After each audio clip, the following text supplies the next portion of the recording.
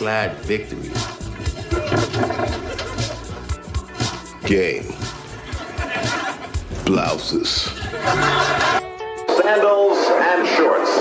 And surf and scuba and sand and sailing and soccer. San Diego, California.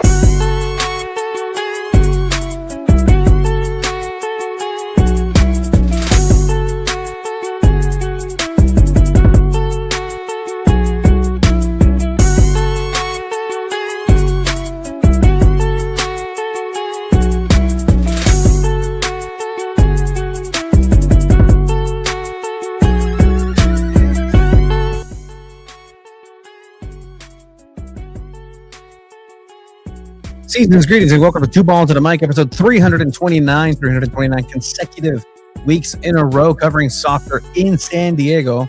Alejandro Villaseñor across from Tony Sanchez, like the third time we ever introduced ourselves off the top. Season's greetings. We're going to go ahead and talk about San Diego FC.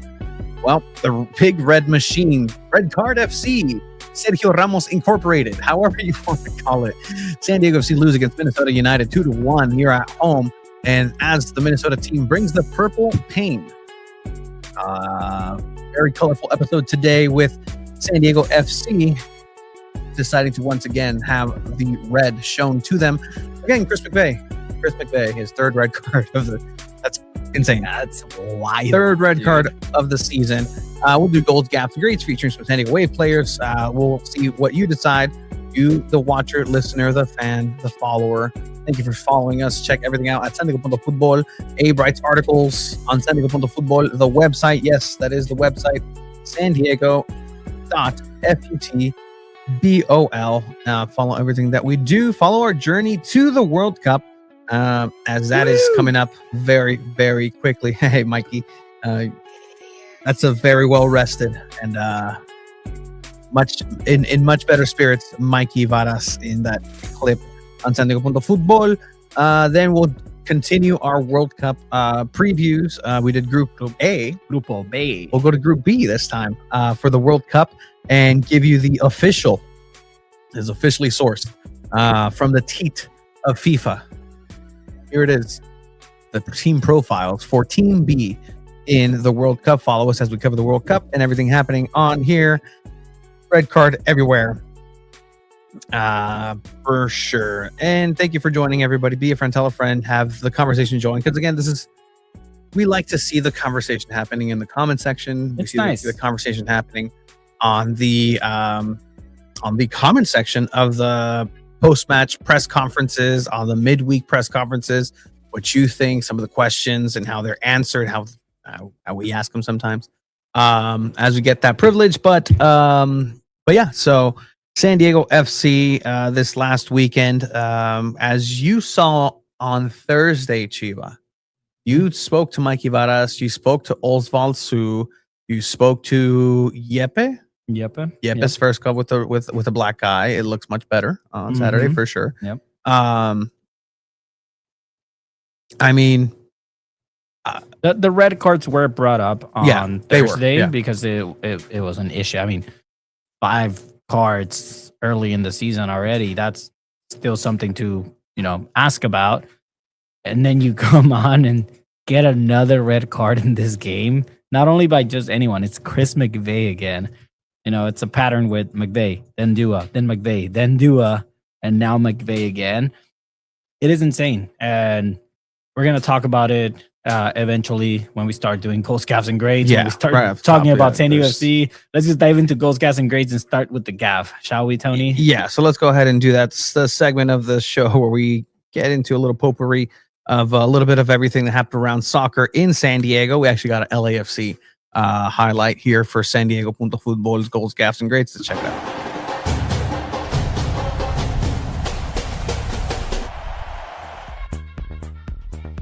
All right, so let's start with the gaff. As Chiva has summoned, he has requested San Diego FC. Oh, Did you send? You can play it from your laptop. Let's play Inter. So we have a couple of things because again we do coverage from top to bottom. The UPSL. Didn't take anything off. The UPSL is part of the ecosystem of San Diego soccer. San Diego Internacional has a pathway to compete in Open Cup. The way things are happening for San Diego FC, they might find themselves in Open Cup next year, not in CONCACAF Champions. But all right. Which would be kind of cool though. But yeah, San Diego Internacional UPSL team that we've been covering and doing commentary for the past 6 years now. Yeah. We played last night or evening against Flash FC, which is one of the newcomers for the UPSL. And then this happened 2 minutes after Inter were up 1-0, 7 minutes into the game. Mm-hmm. Stolen here. Great error. Spencer's going to take the shot. Tiro, goal. ¡Gol!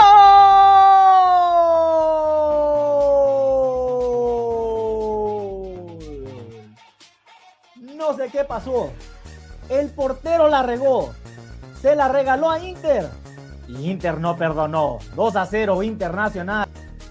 In 6 years, we haven't figured out how to do instant replay, but you can go back and check it out. Yeah. Just a very right to dreamy goal where you try to play off the back with the goalkeeper. That goalkeeper was terrible. The second goalkeeper that came in the second half does those, I kept calling it cringy because I know you hated it just as much. The bounce kick. I hate it. Like those espejes? And I kept saying, Tony would hate this right now. Tony would hate this. Should be a gap. All right. We know why we're here, guys. Comment section. You can start now. Drum roll. Able to get back on the ball for SDFC. I think an important part here in the second half for San Diego FC. Look at this. That is a second yellow for McVeigh, and that is a red. Way down.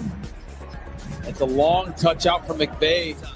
Waits for Duncan on the That is a second yellow for McVeigh. Is that in the slow speed? Oh, on the I have it on slow speed. Okay, don't worry. We will cover this game. We will cover that play here in a bit. I'll save my take till then. But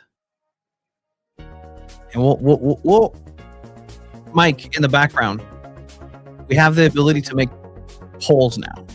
I don't know. I don't remember how, but I want to see how many people think that was a deserved yellow card. And be honest. A deserved yellow card or it shouldn't have been a yellow card.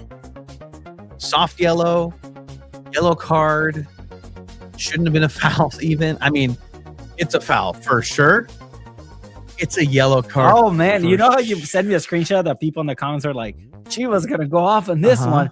I'm gonna save my take on this play till we start talking just SDFC because I think I have a very different take than everybody else. My favorite part of the sequence is just Valakari's just look at this reaction. It's funny. It's hilarious. It's happened again. He's like, no otra vez. He's like, no, please, no. Oh, no, Valakari. Oh, like, what are we doing now? Like, we're here again. Like, again. With a whole half to go. It's funny. At this point, it's hilarious. It's very gaffy, and that's why it wins the gaff of the week for SanDiego.Futbol because that shit is just plain out hilarious. Yeah, I mean, it's just as a team, as a whole, as a conjunto in association football, you cannot have 6 consecutive games with the red card. You can't have your 2 starting center backs be the ones that are accumulating all but one of those red cards. You also, on a grand scheme of things, sometimes if you're going to get a red card, I don't promote violence. Make it worthwhile. You're going to get a red card. None of this, because it's been yellow here, yellow there. You tire yourself out. You think you have a chance, and then a second yellow comes up, and there it goes. Just rip the Band-Aid off. You're going to get a red card at this point, Chris. Manu, you have your chance next week to equal a 3rd red card. Because guess what? You, along like Chris McVeigh and the rest of the team, will have to play again alongside Oswald Sue, unless Ian Pilcher, or by some miracle, a center back just grows out of the right to dream, whatever, the pod that they have down there. I'm not too sure, what hydroponic plants are happening at Singing Hills background. I don't know if anybody else saw this or if you saw this at all. This is just an example of a foul that happened at the Chivas versus Tigres game that was not called or called a foul, not given a red card. This is just a replay of it. Y esta de Campillo también sobre Bruneta, pero la que se marcó es esta. ¡Upa! Búfalo. Le deja los tachones. No, es esta. ¡Upa! Búfalo. Le deja la que se marcó es No, no más. ¡Upa! Not a card. Juego limpio. Yeah, I mean, the comments have been flying. I do appreciate the culture, that soccer culture that SanDiego FC is building and has. Because, again, part of being a smart soccer city is having the banter and talking smack. And, like, the next day, Chris McVay has his birthday celebrated. And on the post, you didn't see that? It was his birthday the day after. Everybody on the comment section doing what the rest of the world would do, and not like, oh, happy birthday, Chris. Like, no. Let's see, let's check this out. It was actually funny. I didn't know that. This is great. On the stuff. We go to SDFC. Where's a happy birthday? Unless they took it down. Here we go. Happy birthday, Chris McVay.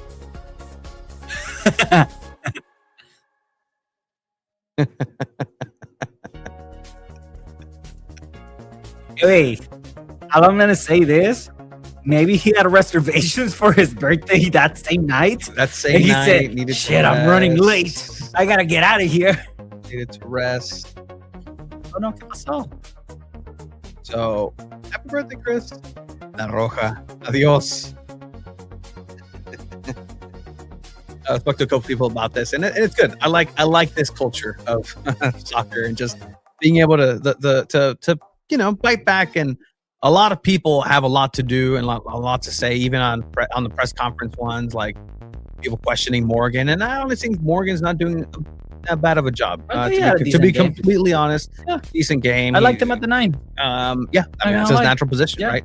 I think he did say he has no preference. He does have no preference. Yeah, Chris McVay, congrats. You win Gaff of the Week for 2 balls and a mic.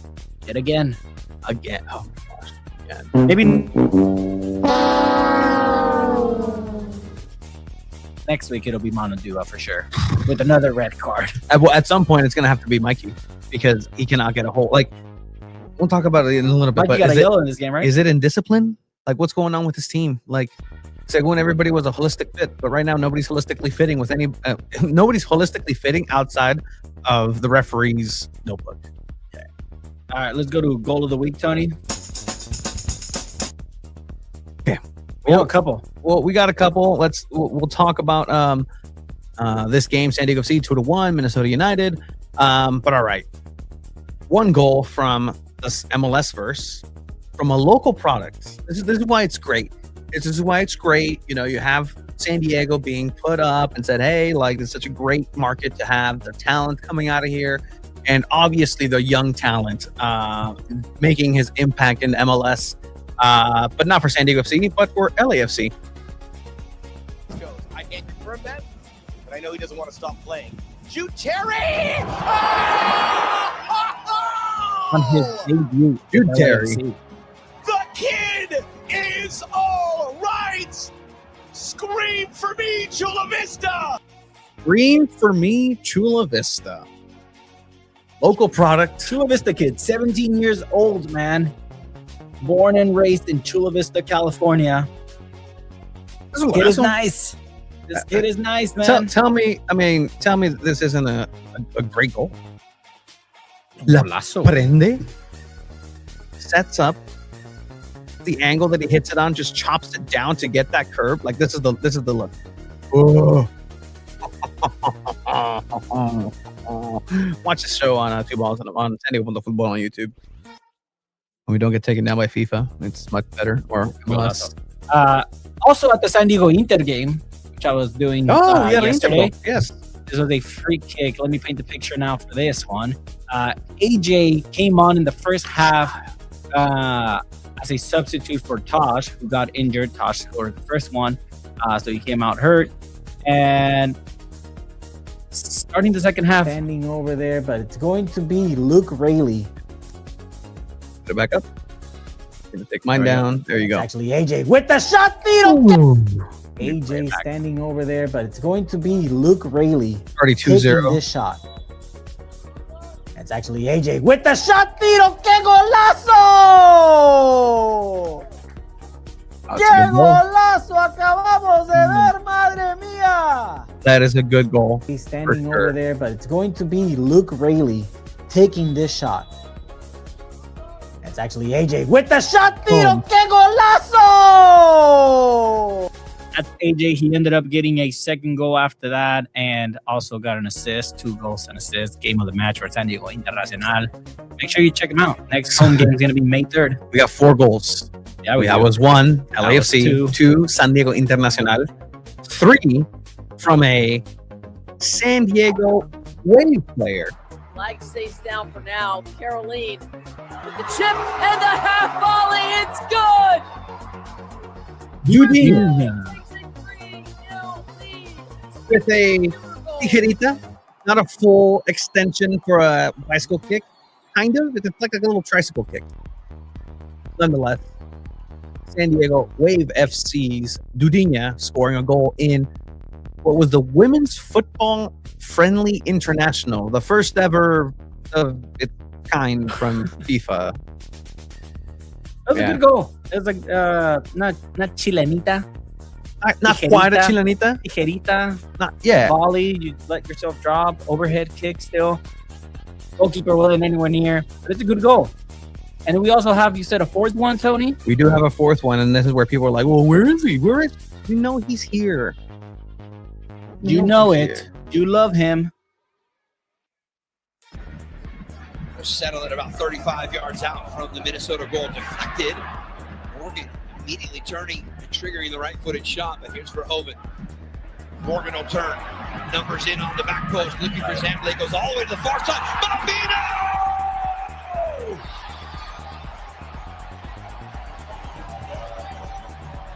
Luca Bombino with the one replay that they no replay actually replay. on the highlight video. One of the worst edited San Diego FC videos so far, and we'll tell you why actually, because the story of the red card for Chris McVeigh began in the 12th minute of the first half, as we'll get into that match. But that was good. That was a good goal. Bombino. I don't know. It's a hard shot. Not to say, to be honest. It's a good, well-connected volley. And, you know, we'll talk about Bombino's performance because I don't think he had a good game, to be honest. What do you mean? That first goal, it was his poor marking. Look at that. Golazo. Yeah. And then the game ended, and it was 1-0, and San Diego FC went home with 3 points against Minnesota FC. United FC. United, nope. That's not what happened. That's not what happened. So, I was just playing that because I'll put it down in the 1-1 comments. Let us know. Go That 1. was a joke. I know. That's why I put the gaff for this town. Oh, It's funny. that's funny. Goal number 1 Or was goals. Jude Terry for LAFC. Drew Goal number 2 was AJ with San Diego Inter. Goal AJ. number 3, Dudinha with Brazil. And goal number 4, Luca Bombino. Let us know. SDFC. Put in the comments what you think is SanDiego.Futbol. Knowing our chat, Tony, I'm Goal pretty of the sure I week. know who's going to win. Knowing our chat and ball knowers, we'll see. We'll see what they decide. Before that, you know, it's kind of hard to pick a great. I know. Was there a lot? I know. Soccer's? Soccer's actually, well, they are great. They are playing the semifinal for San Diego. So San Diego Soccer's the second leg on Sunday of the Ron Newman playoffs. So going for the championship game. If they win out this weekend, they play one more series. That is the championship game. Who's on the other side? Who do they Baltimore and Milwaukee Wave. face? Ooh, Milwaukee. Wave. Yeah, Milwaukee Have Wave. no fear. boys. Chihuahua ain't here. No, sir. Did you see this? I did not. You didn't see this? I didn't.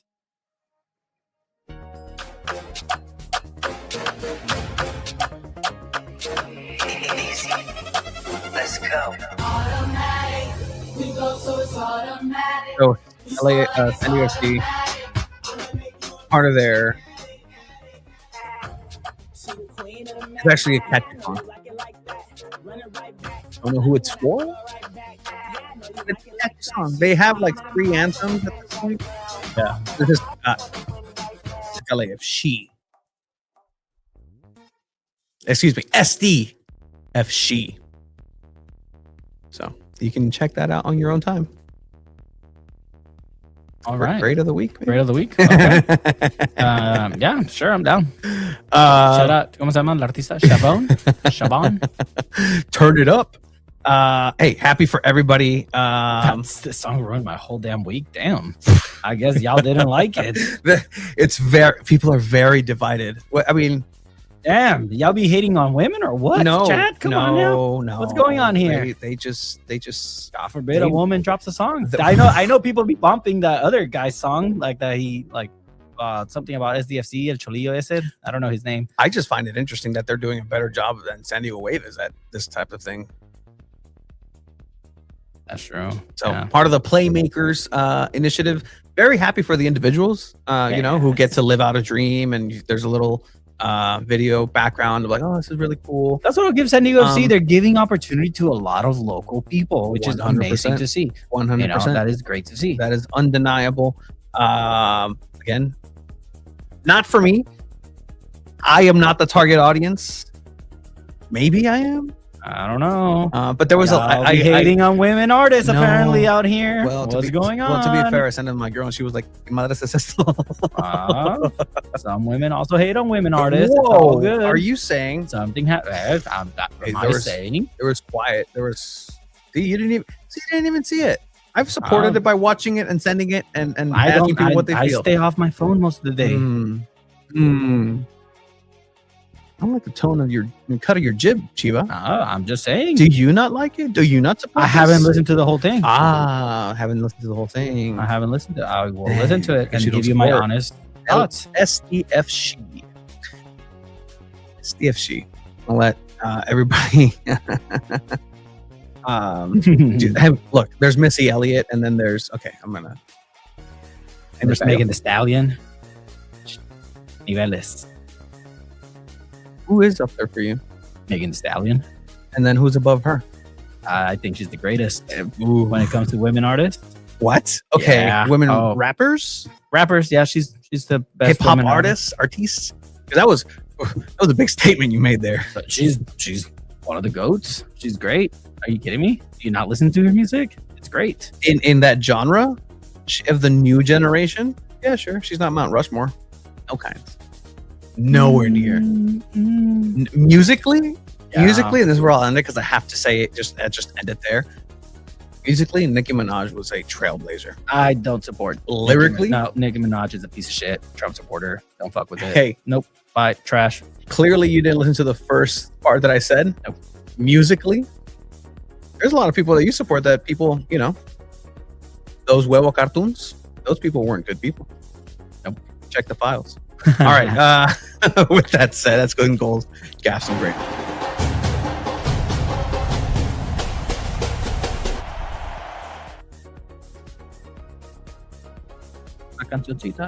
And take it off. I got you.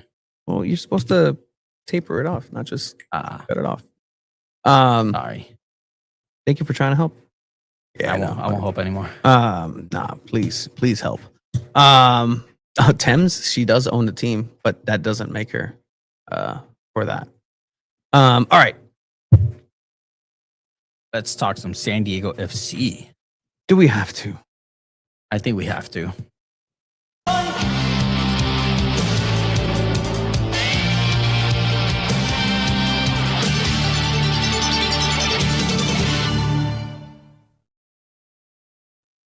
All right, SanDiego FC.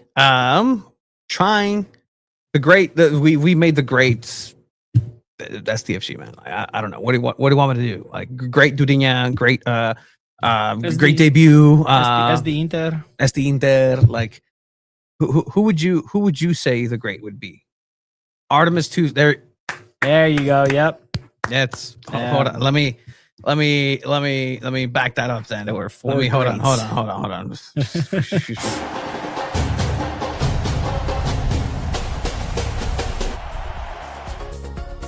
Yeah, and talking about great of the week for sure is NASA and what they did with the reintroduction of the mission Artemis 2, who successfully splashed down in the waters of not San Diego, technically. That's why it was a little more. It was a little bit more in Mexico. Anyway, it was cool. Rescue effort, everybody coming together. I'm big space. I'm big space. I am big on space. I am, it's kind of what I like with this. They went around the moon, dude. And then they just splashed down, splash. I kept telling people, you're not going to see it, guys. And I tried to tell so many people, you're not going to be able to see it. You're not. You're just not.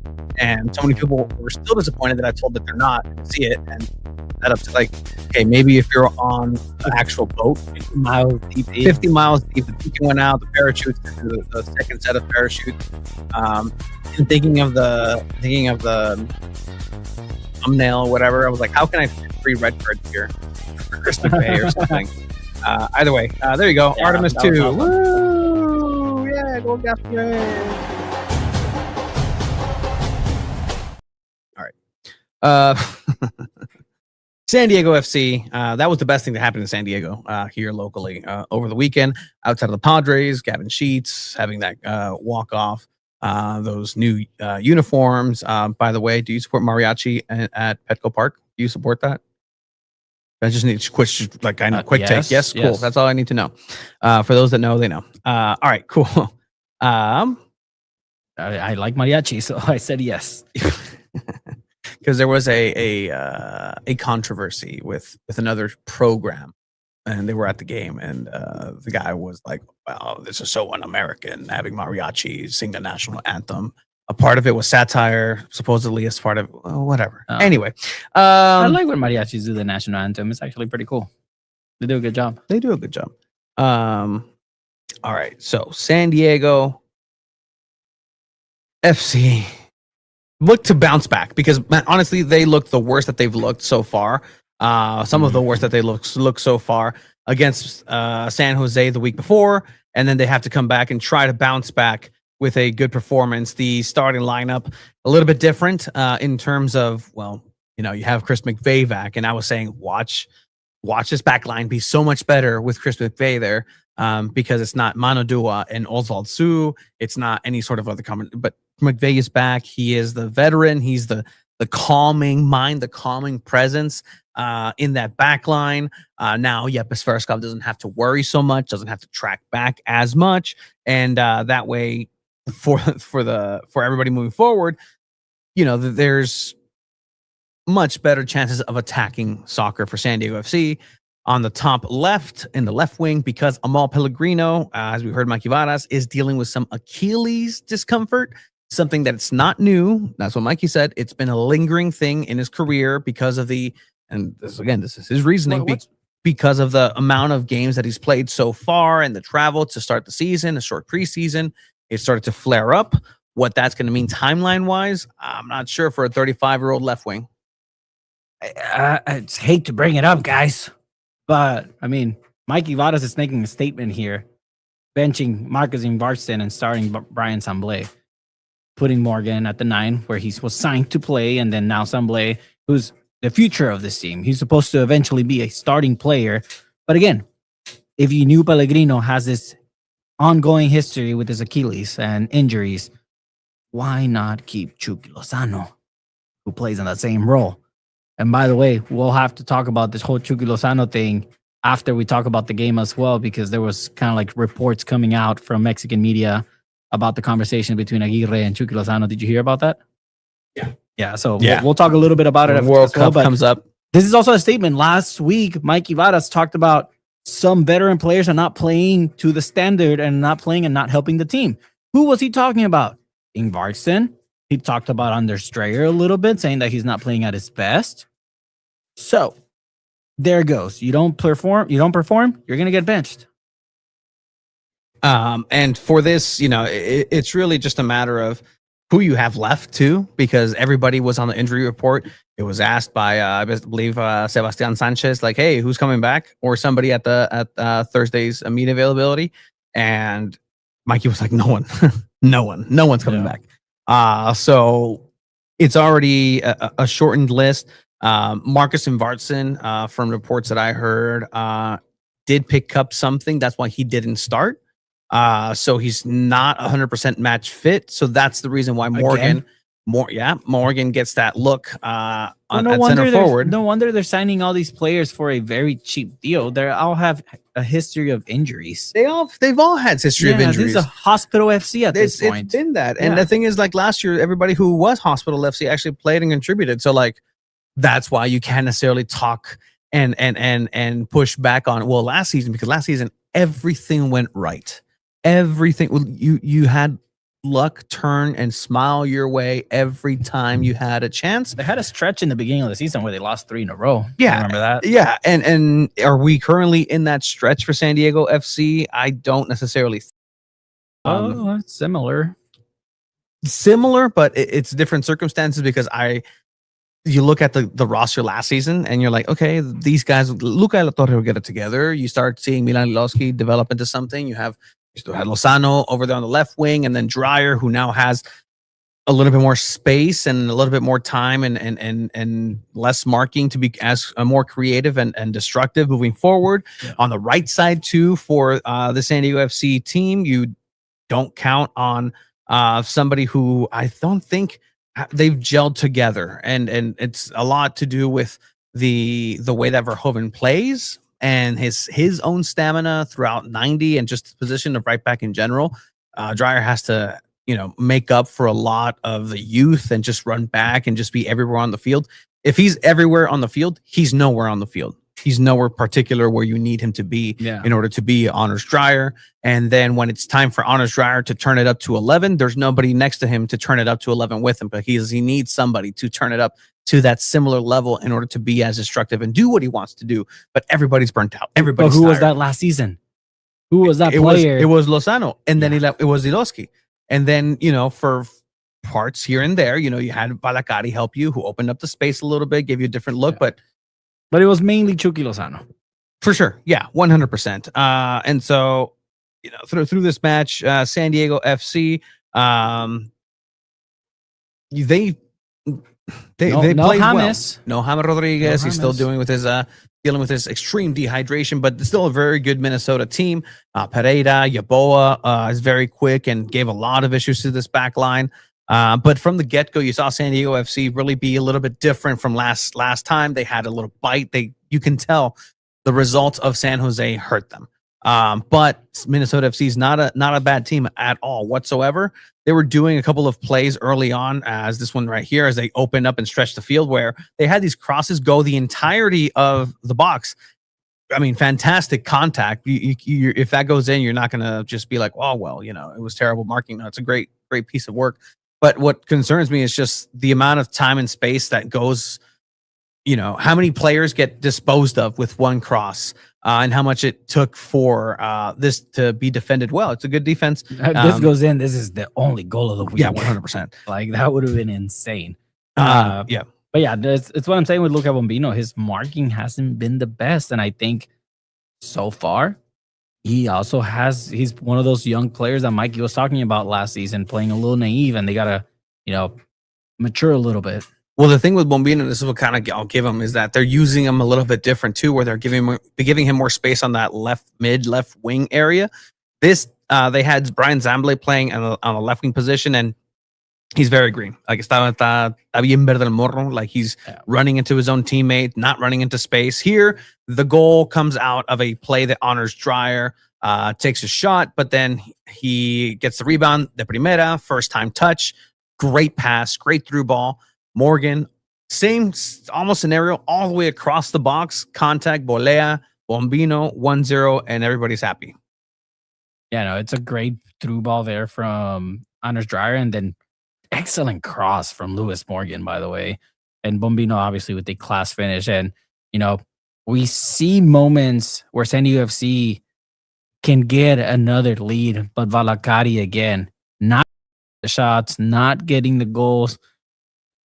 Out of every 5 shots Valakari has, maybe he'll score 1, and that's a maybe. And I think it's an ongoing issue. As an attacking midfielder, not being able to find the back of the net with so many opportunities on a one-on-one. That's something to address as well if you have those conversations with Valakari, because he needs to be more clinical inside the box when he has the opportunities.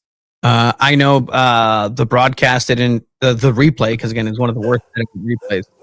One of the worst replay compilations. So here's the goal again. Lewis Morgan is about to make a run. He's asking for it right there. He wants to run into the space. Dreyer sees that, gives it first time. Great cross. But then again, what I just want to highlight is the other looks of this Bombino goal. Everybody's celebrating. Everybody's happy. 1-0. Se bata se parece Mo Salah.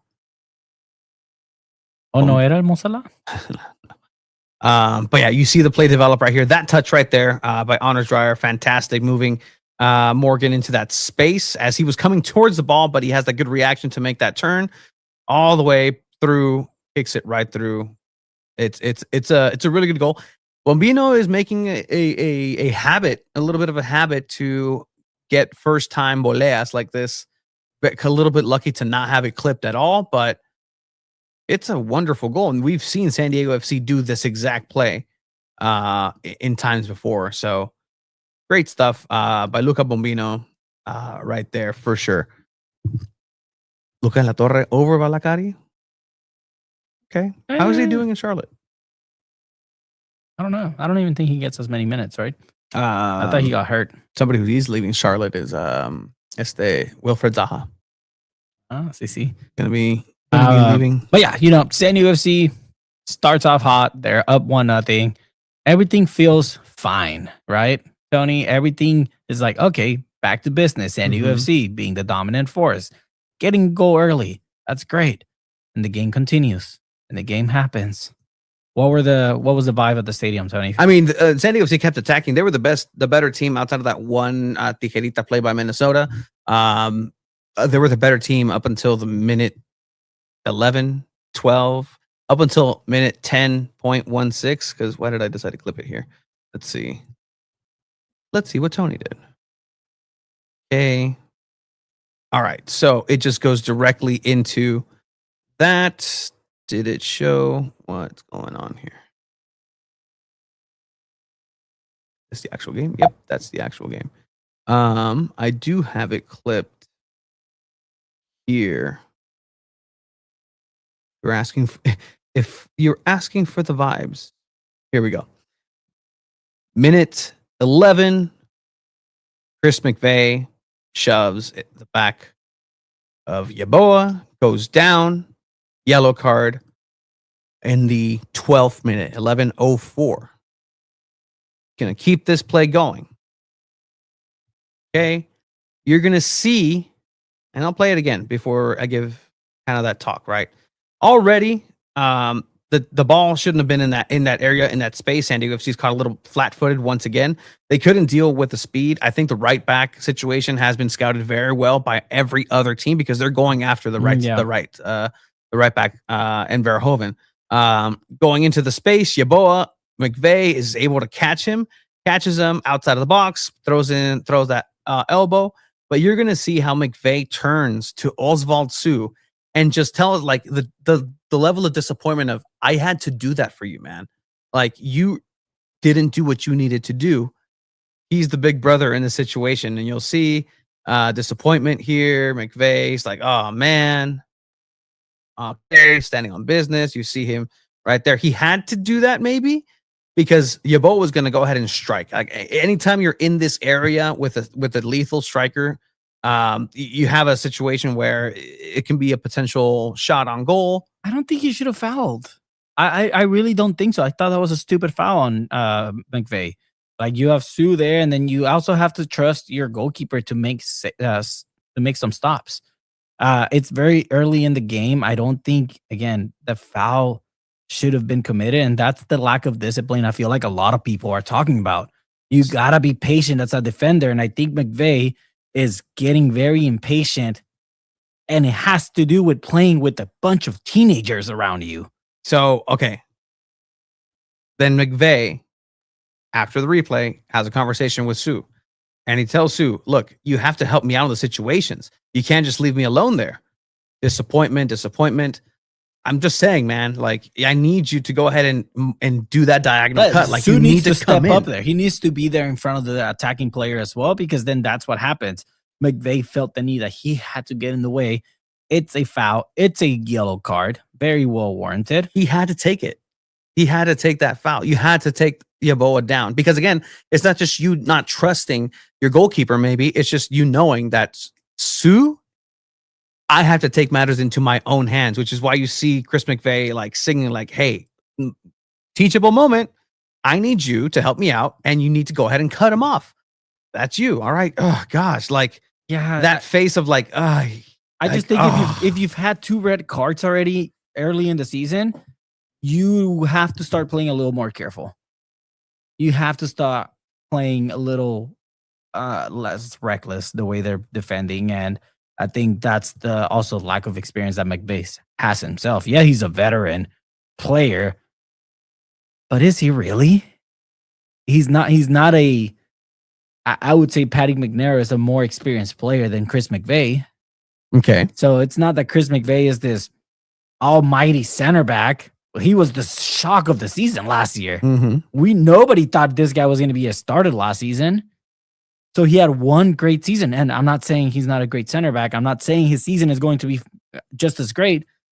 But there are players that play really well one season and then they fall off after because they can't keep up to the greatness that they had one season. And I hope that's not the case, because I really like Chris McVay. I think he's a solid center back. But man, it's scary. I think he's making a lot of stupid decisions, and it's showing so far. 3 red cards, and we're not even there yet. Yeah, I mean, and that's the thing too. Like he did get paid. He got his contract.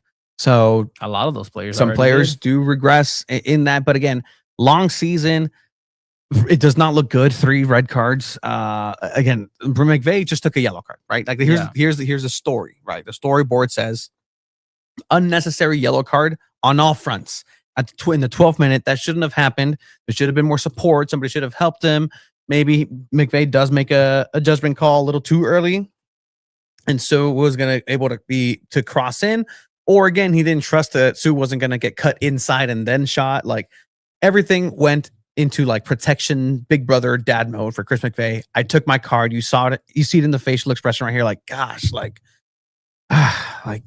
damn it, kid. Like we had this, like it's avoidable, right? At this point, you're still 1-0. You don't want to, you just had momentum on the other side. And then from then on, it's just kind of a different story for San Diego FC. That's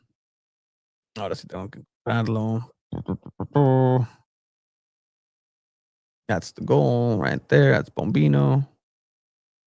The replay.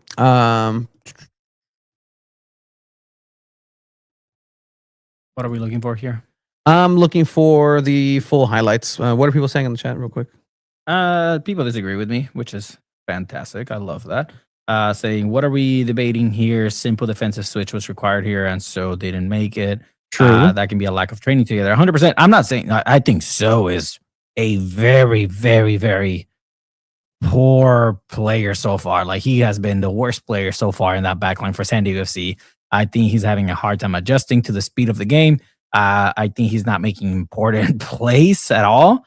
And I think at this point, if you play with 10 players and it's not So, you wouldn't even tell. Because that's how absent he is from making important plays and plays that matter. Again, my take is just that Chris McVay needs to play smarter. He's had 2 red cards already, people. Like, that's not a thing to just ignore. At least at this moment. He's had 2 red cards already. Manudua has had 2 cards already. Whether you think it's because the ref is making silly calls now. I'm considering CONCACAF. But that's what I'm saying. At this, he's had 3. So he has 4 in total already? No, he has 3. Well, that's what I'm saying. Before at that moment. At that moment in time. Gotcha. So you got to play smarter too. You got to be careful. You got to know that these refs are making soft calls and I'm putting it in air quotes there, you have to play that much smarter. That's the part where I think I'm kind of standing on too, where time is like, we give the benefit of the doubt for excuse making, and there's been the same excuse every time. We'll hear from Mikey Varas coming out with a statement. Again, when Mikey comes out with a statement before the questions, you know something's popping. And so he just, what is there to do? Like, what can you do? And that's the thing, you don't have a choice, because next time McVay's not there again, you still don't get Manu Dua McVay. That's the ideal that you want to take this team forward and go ahead and fix the situation. But it just keeps happening. You keep shooting yourself in the foot in the center back position. Even if you throw Manu Dua and then Ian Pilcher out there, is that going to solve it for a game? Is that going to be enough to play against RSL at home this upcoming weekend? Again, depending on who's match fit or who's not, but it's a tough position, and you know, there has to be a little bit more accountability, I think, to look inward. Like, I would think that should be the question, sir, if you mind, for Mikey Varas. If you can ask him on Thursday. Yeah. If I can't go, like, you asked him last week actually about the conversation, but like, what are you telling Chris? Like, what's the conversation there? And he's probably going to go back and think, well, we don't blame one individual player. You don't. I don't even think he won't even share what the conversation is. He won't, but like, we have to ask. You have to. But now you're in a position for San Diego FC where you start showing that, you know, there might be some weaknesses again, and everybody is knowing what these weaknesses are. Look. And by no means I'm not trying to come after anybody in the chat or anything like that. There was so much excitement knowing that we're letting the kids play, and we're that's the sacrifice you're making when you let the kids play. Though you're going to struggle, you're going to lose games, you're going to make so many mistakes, and it's going to be stressful. But that's the price you pay when you play inexperienced players. So which one is it? Do you want veteran experienced players, or do you want to see the kids grow and play? Well, right now they don't have either completed, because you have a veteran player who you're paying $7 million who's not playing, and then you have an under 21 slot in the under 21 initiative that you can bring a talented under 21 player to help this situation, but you're not, and you know, you're stuck in a rock and a hard place. Saludos desde la porra. Desde la porra wants you. I know. I hit him up. I commented. I was like, yeah. Sigo yo. Hell yeah. Yeah, no, McVay's not the kid. He's the big brother club. Like, he's the one that's supposed to be he's fucking leading playing everybody. like a kid. I'm sorry. Like 3 red cards? Indisciplined, for sure. But look, to answer this question up here too, when is Andres Reyes coming back? After the World Cup. That's been told by Mikey Varas as of right now. The plan is for him to come after the World Cup. Mikey Varas said post-match that it's not a lack of depth. The issue is not a lack of depth, and he trusts the squad that he has.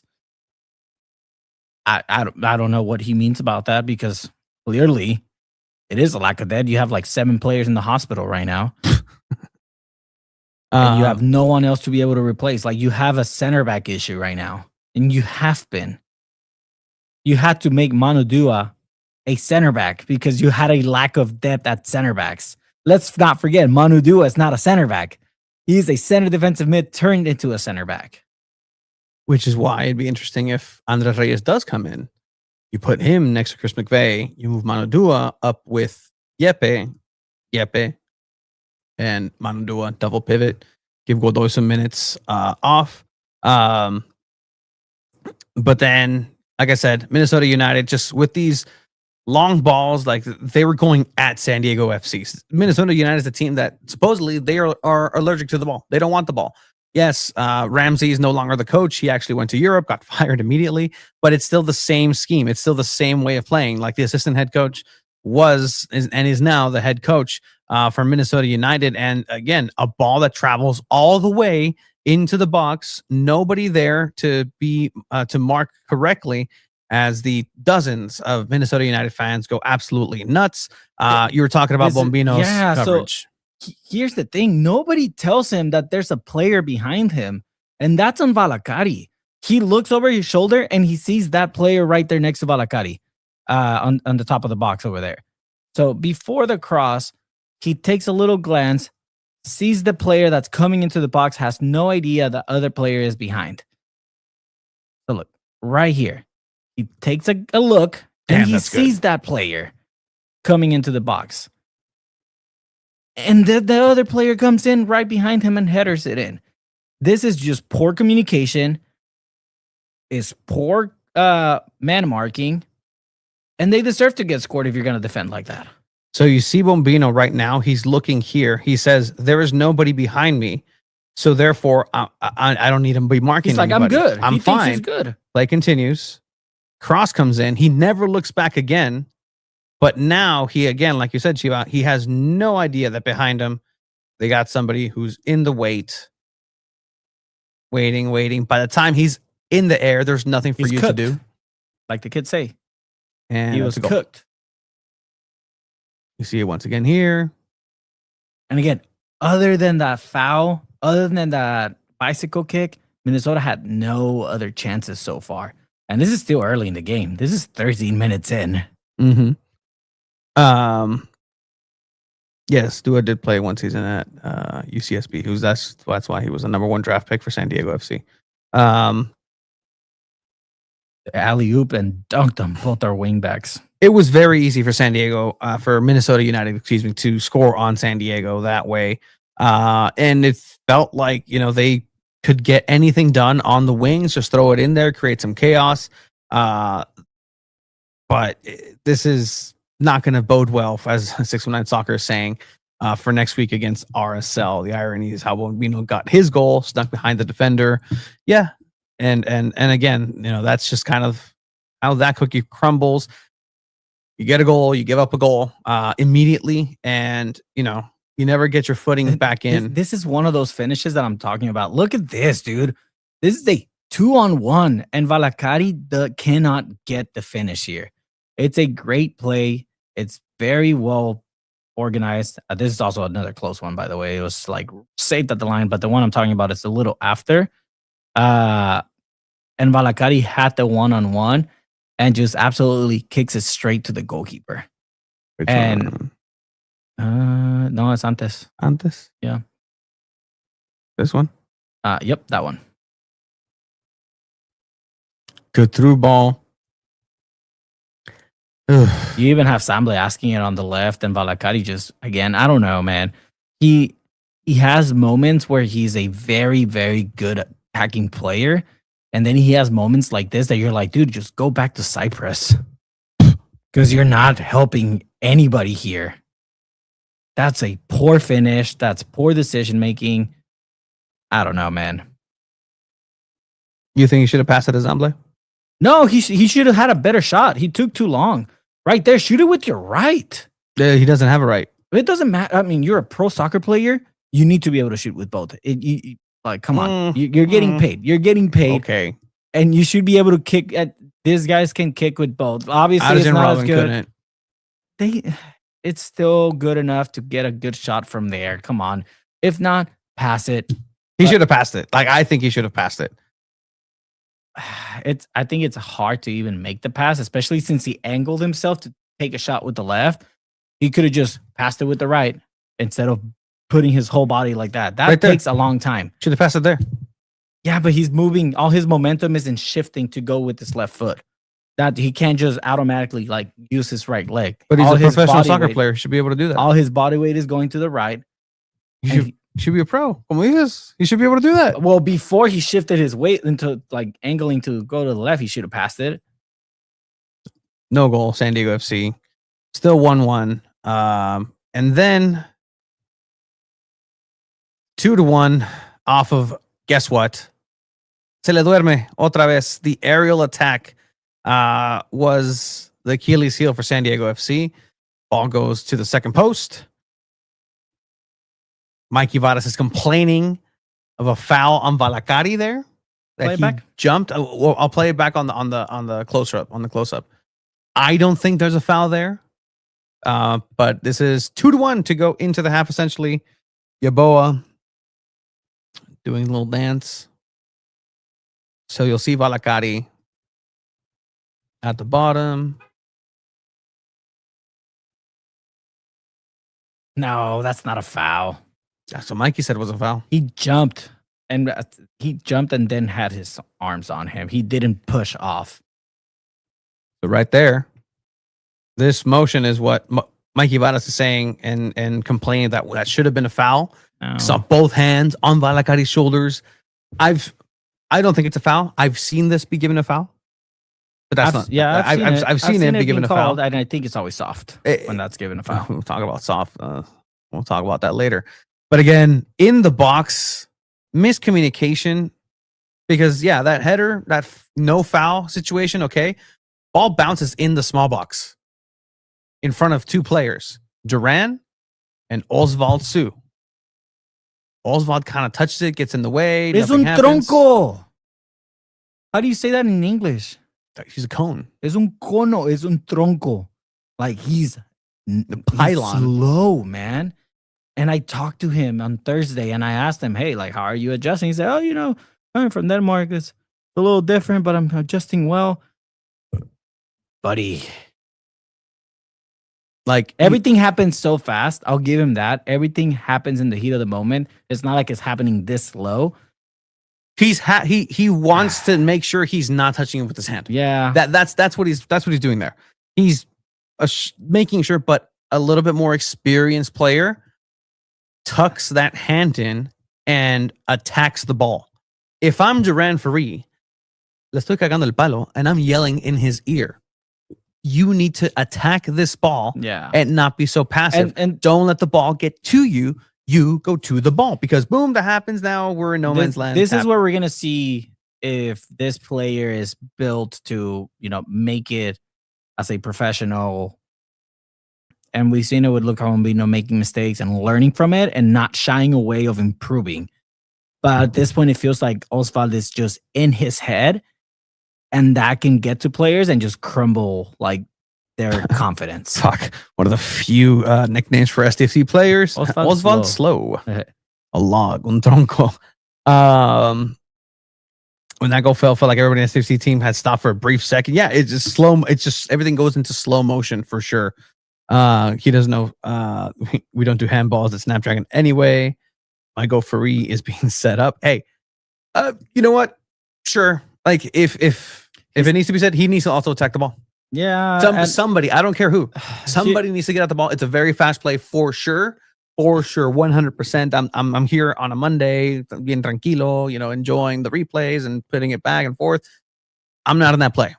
For sure. I will say, not to this Duran. We love Duran. He's playing great. Last season, you had CJ. You had some Pablo's games. Still a similar young backline, but you had the presence of a much older goalkeeper who's played more minutes, who can command the line better. And I don't know if Duran's command and leadership is there because, again, he's only 18, going to 19. And I think with Pablo, when you have CJ, and CJ's still very early in his career, but he's 25. He can command that backline and have that presence. Well, I don't know if Duran still has that, and I think that helps backline. So are you saying, what are you saying with that? Because what you're implying is that had another goalkeeper been in there, things may have been different, right? I'm just saying that. Right? Say that again. That had there been another goalkeeper instead of Duran, whether it be CJ or Cisniega, things would have been a little bit different. I think the communication would be different.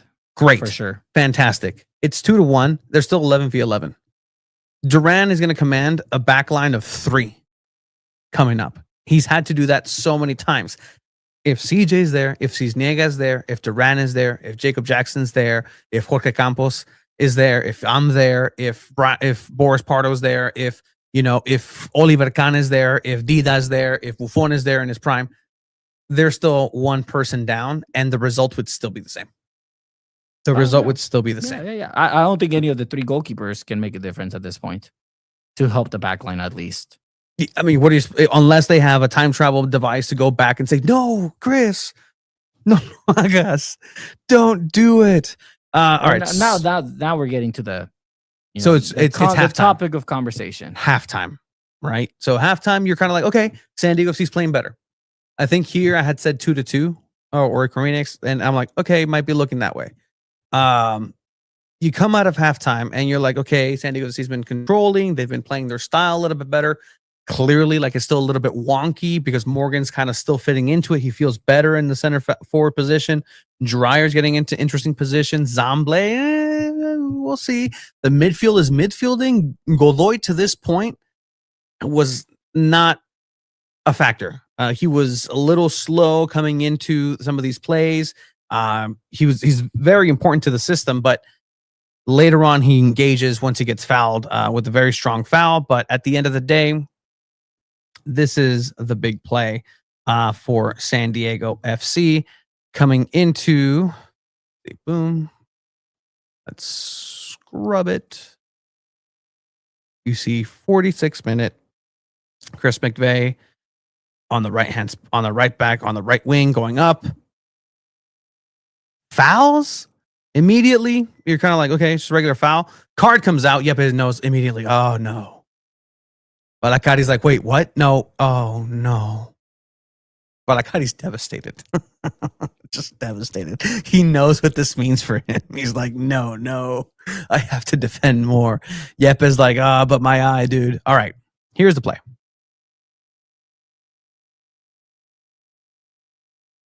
Thank you for that one look. Replay, I'm telling you, like the most pivotal play, and they just decide Balakari's destroyed.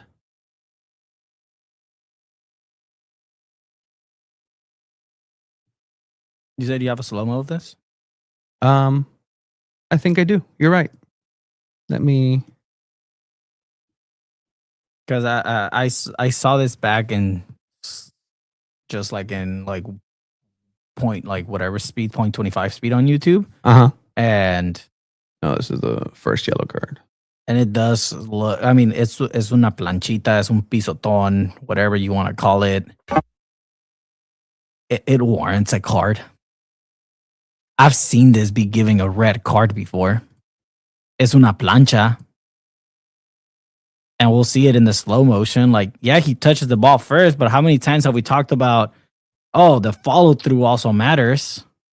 And again, I'm a strong believer that if you get the ball first, whatever happens after, but that's not the rule anymore.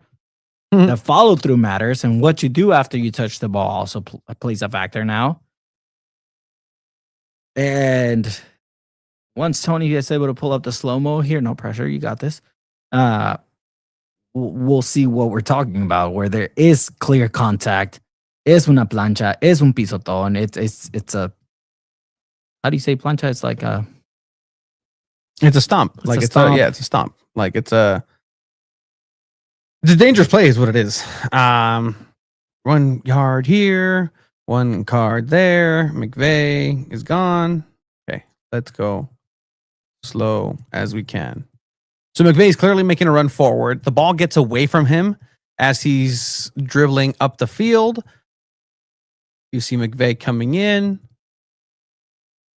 Right there, he should have touched it. Like that's the distance that he overhit it by that much, right? Yeah. So he has to take an extra step to get to the ball now quicker.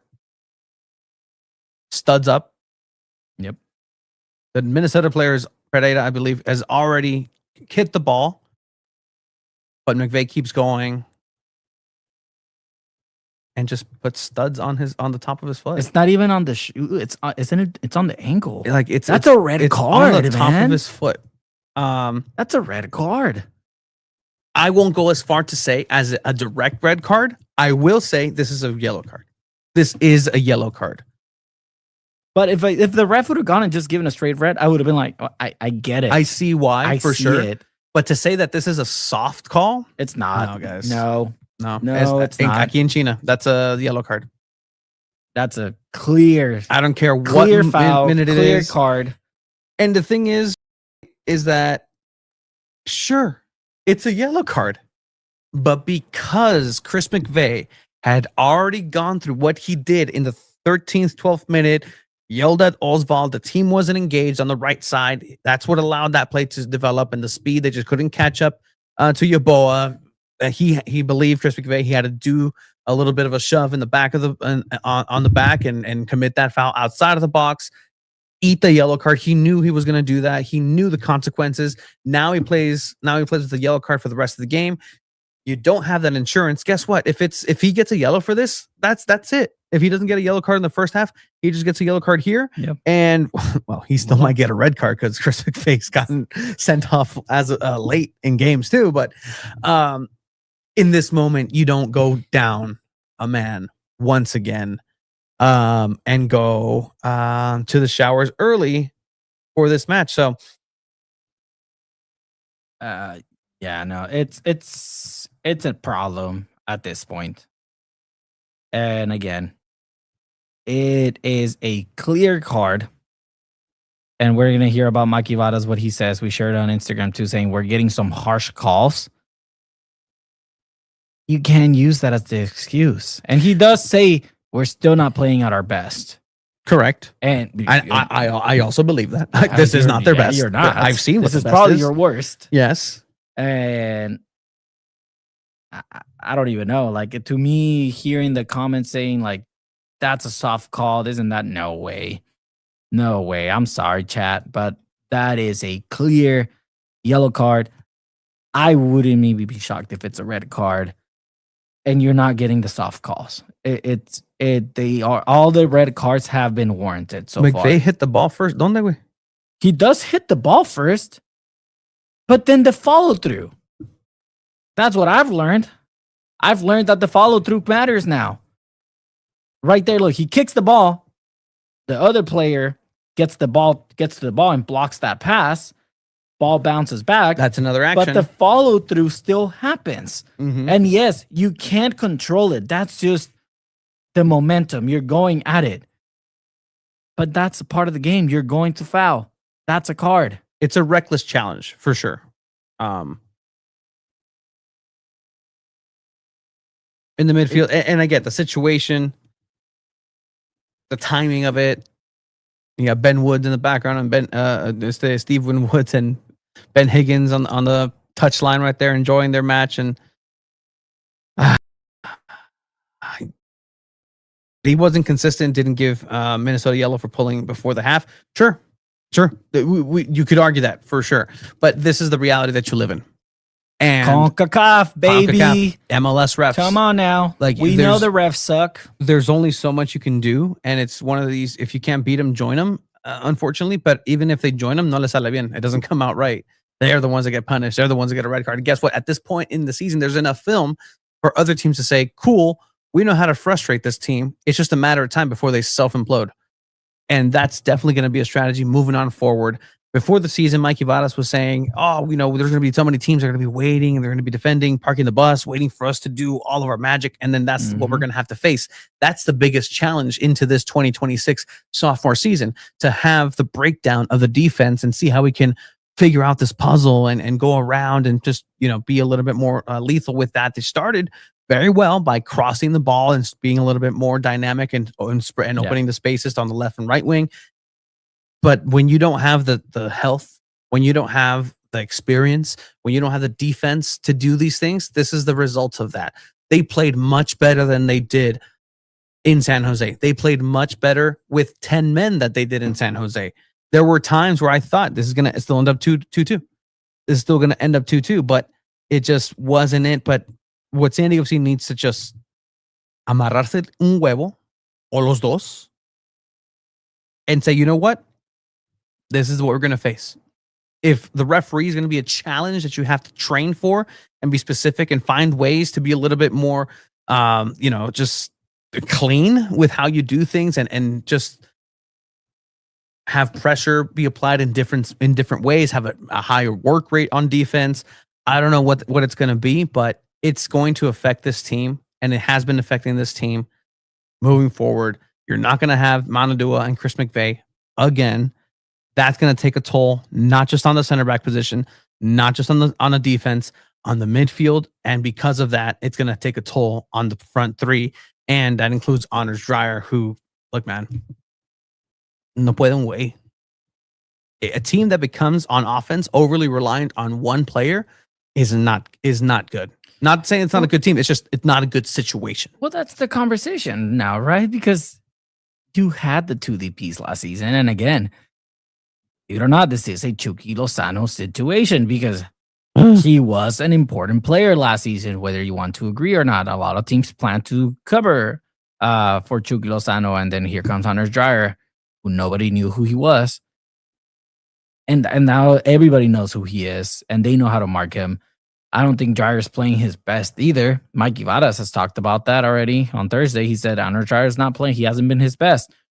I think missing out of the World Cup and missing that penalty definitely has been playing a role on that. That messes with the player's mind. Willy Comado came on, got minutes, coming back from injury from very early last season. And another right back added to the machine, Tony. Yeah, I mean it's there's not a match fit 90-minute right back that you have at this point. Even the ones that are rotated in, you just can't. Difference last season, again, now you're going to RSL for a second time, or you're going away to Utah. The difference maker in that game, Franco Negri, a defender. You had Franco Negri, not saying that, he fit this team because stylistically he didn't fit the team. He was just, a piece. He had experience. He can get things done. You could put him on the left back. You throw Bombino on the right. Maybe you have a little bit more attack. You get a little bit more help for Anders Dreyer because, again, he has to come back. And you just played this team 3 weeks ago and tied at home, and McVay got a red card against them. Maybe that's why he got the red card. He said, let's prank Salt Lake and be like, wait, McVay's still not here from that red card he got against us? San Diego, again, fought valiantly. There was just 2 saves from Duran. Could have made this 4-2 for sure. That's why George, I see the comment, but not just being a Duran stan, it's the same result with CJ. It's the same result with Cisniega. Nothing changes. Nothing changes in this game because or the game before. Again, to your point, who's he going to lead? He's not as vocal. He might not understand how to set the defense. The substitution in this game, as opposed to San Jose, where he threw Eisner, a defender, after the red card, you throw in Vartsen and you throw in some offense because you feel and you believe that you have a chance to get a result here, get 1 point out of it, get a tie. But it just doesn't happen. It wasn't San Diego FC's night here for sure. I am a Duran stan for sure. That's fine. Again, there have been moments where I've been critical of the kid. You'd have to go back to last time he played this much in San Diego Loyal. If having a bunch of 18, 19, and 20-year-olds all be your starters, the key to success, other teams around the world would be doing that. Not every 18, 19-year-old is going to be a Lamine Yamal. Not every 19-year-old is going to be a superstar player that's ready to start in a professional league. That's just the reality of things. I'm all about young kids playing, but there has to be a limitation of how many of these youngsters you're starting. You have Duran, 18. You have Manu Dua, 20. Luca Bombino, 18. Your right back is a bunch of youngsters either. I can't even name just one of them. Verhoeven, under 20. Kumado, 22. Eisner, 22. And then you have Chris McVay, who's 27? Mm-hmm. He just turned 27? Yeah. That's still, it's a solid age, but it's not a 29, 30-year-old veteran center back that can, save you from a lot of things with the experience and knowledge that they have. And this is going to happen. So is there a solution? Because we hear from Mikey making a statement post-match saying, I can't pinpoint what it is. I'm sorry, you're the guy that just got a multi-year contract extension and you can't figure it out? How the hell are we supposed to even figure this out if the guy that's the expert and the pro can't even tell us why this is happening other than some soft calls happening?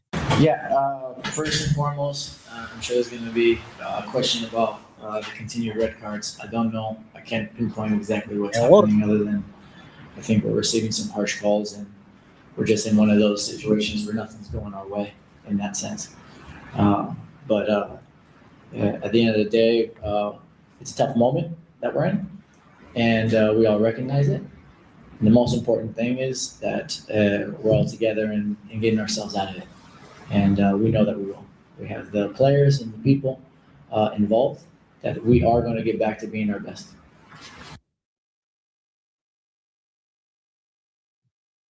What did someone say? PR Varas or like he knows exactly what he needs to say and he knows how to get out of it. You know, at some point you really have to start seeing the difference. And yes, it's still early, very early in the season. Do I think the SanDiego.FC team can get out of it? Absolutely. I think they can. They have the talent. They have the resources to be able to do that. But it's going to take a lot of work and it's going to take time. I think it's going to be a rough first half of the season until the summer, until some other players come on in and help this team out.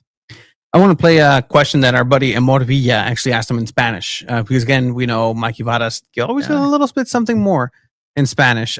Here's the question. I'll translate after. Profe, y en el tema del fútbol la presión se lo pone uno mismo para lo bueno y para lo malo, pero ¿qué tanto puede ser presión lo bien que lo hizo el equipo y que ahora sienten esa presión de que le estén saliendo las cosas por lo bien que ya se hizo y el estándar que...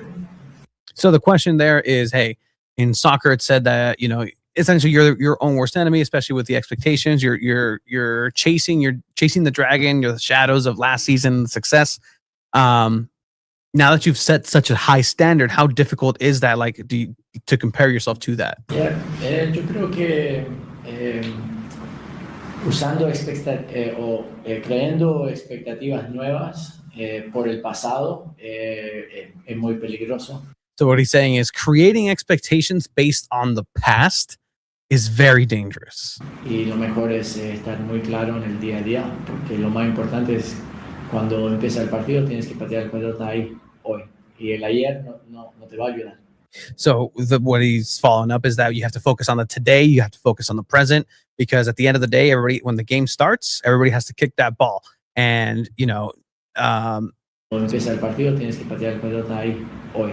Y el ayer no te va a ayudar. And yesterday's not going to help you today.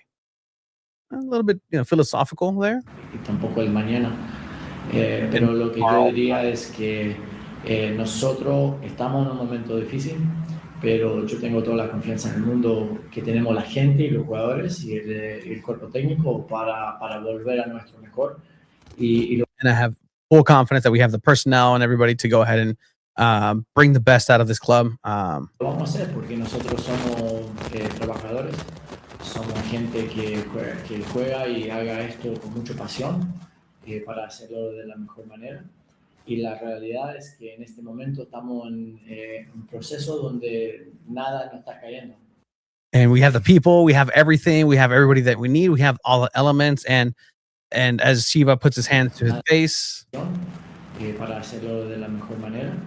Y la realidad es que en este momento estamos en un proceso donde nada nos está cayendo.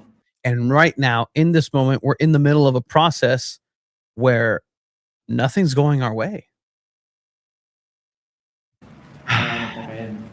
Y esto pasa en la vida. Lo más importante and this happens in life. Volver a las básicas, las cosas más básicas que nos ayuda a hacer lo mejor posible.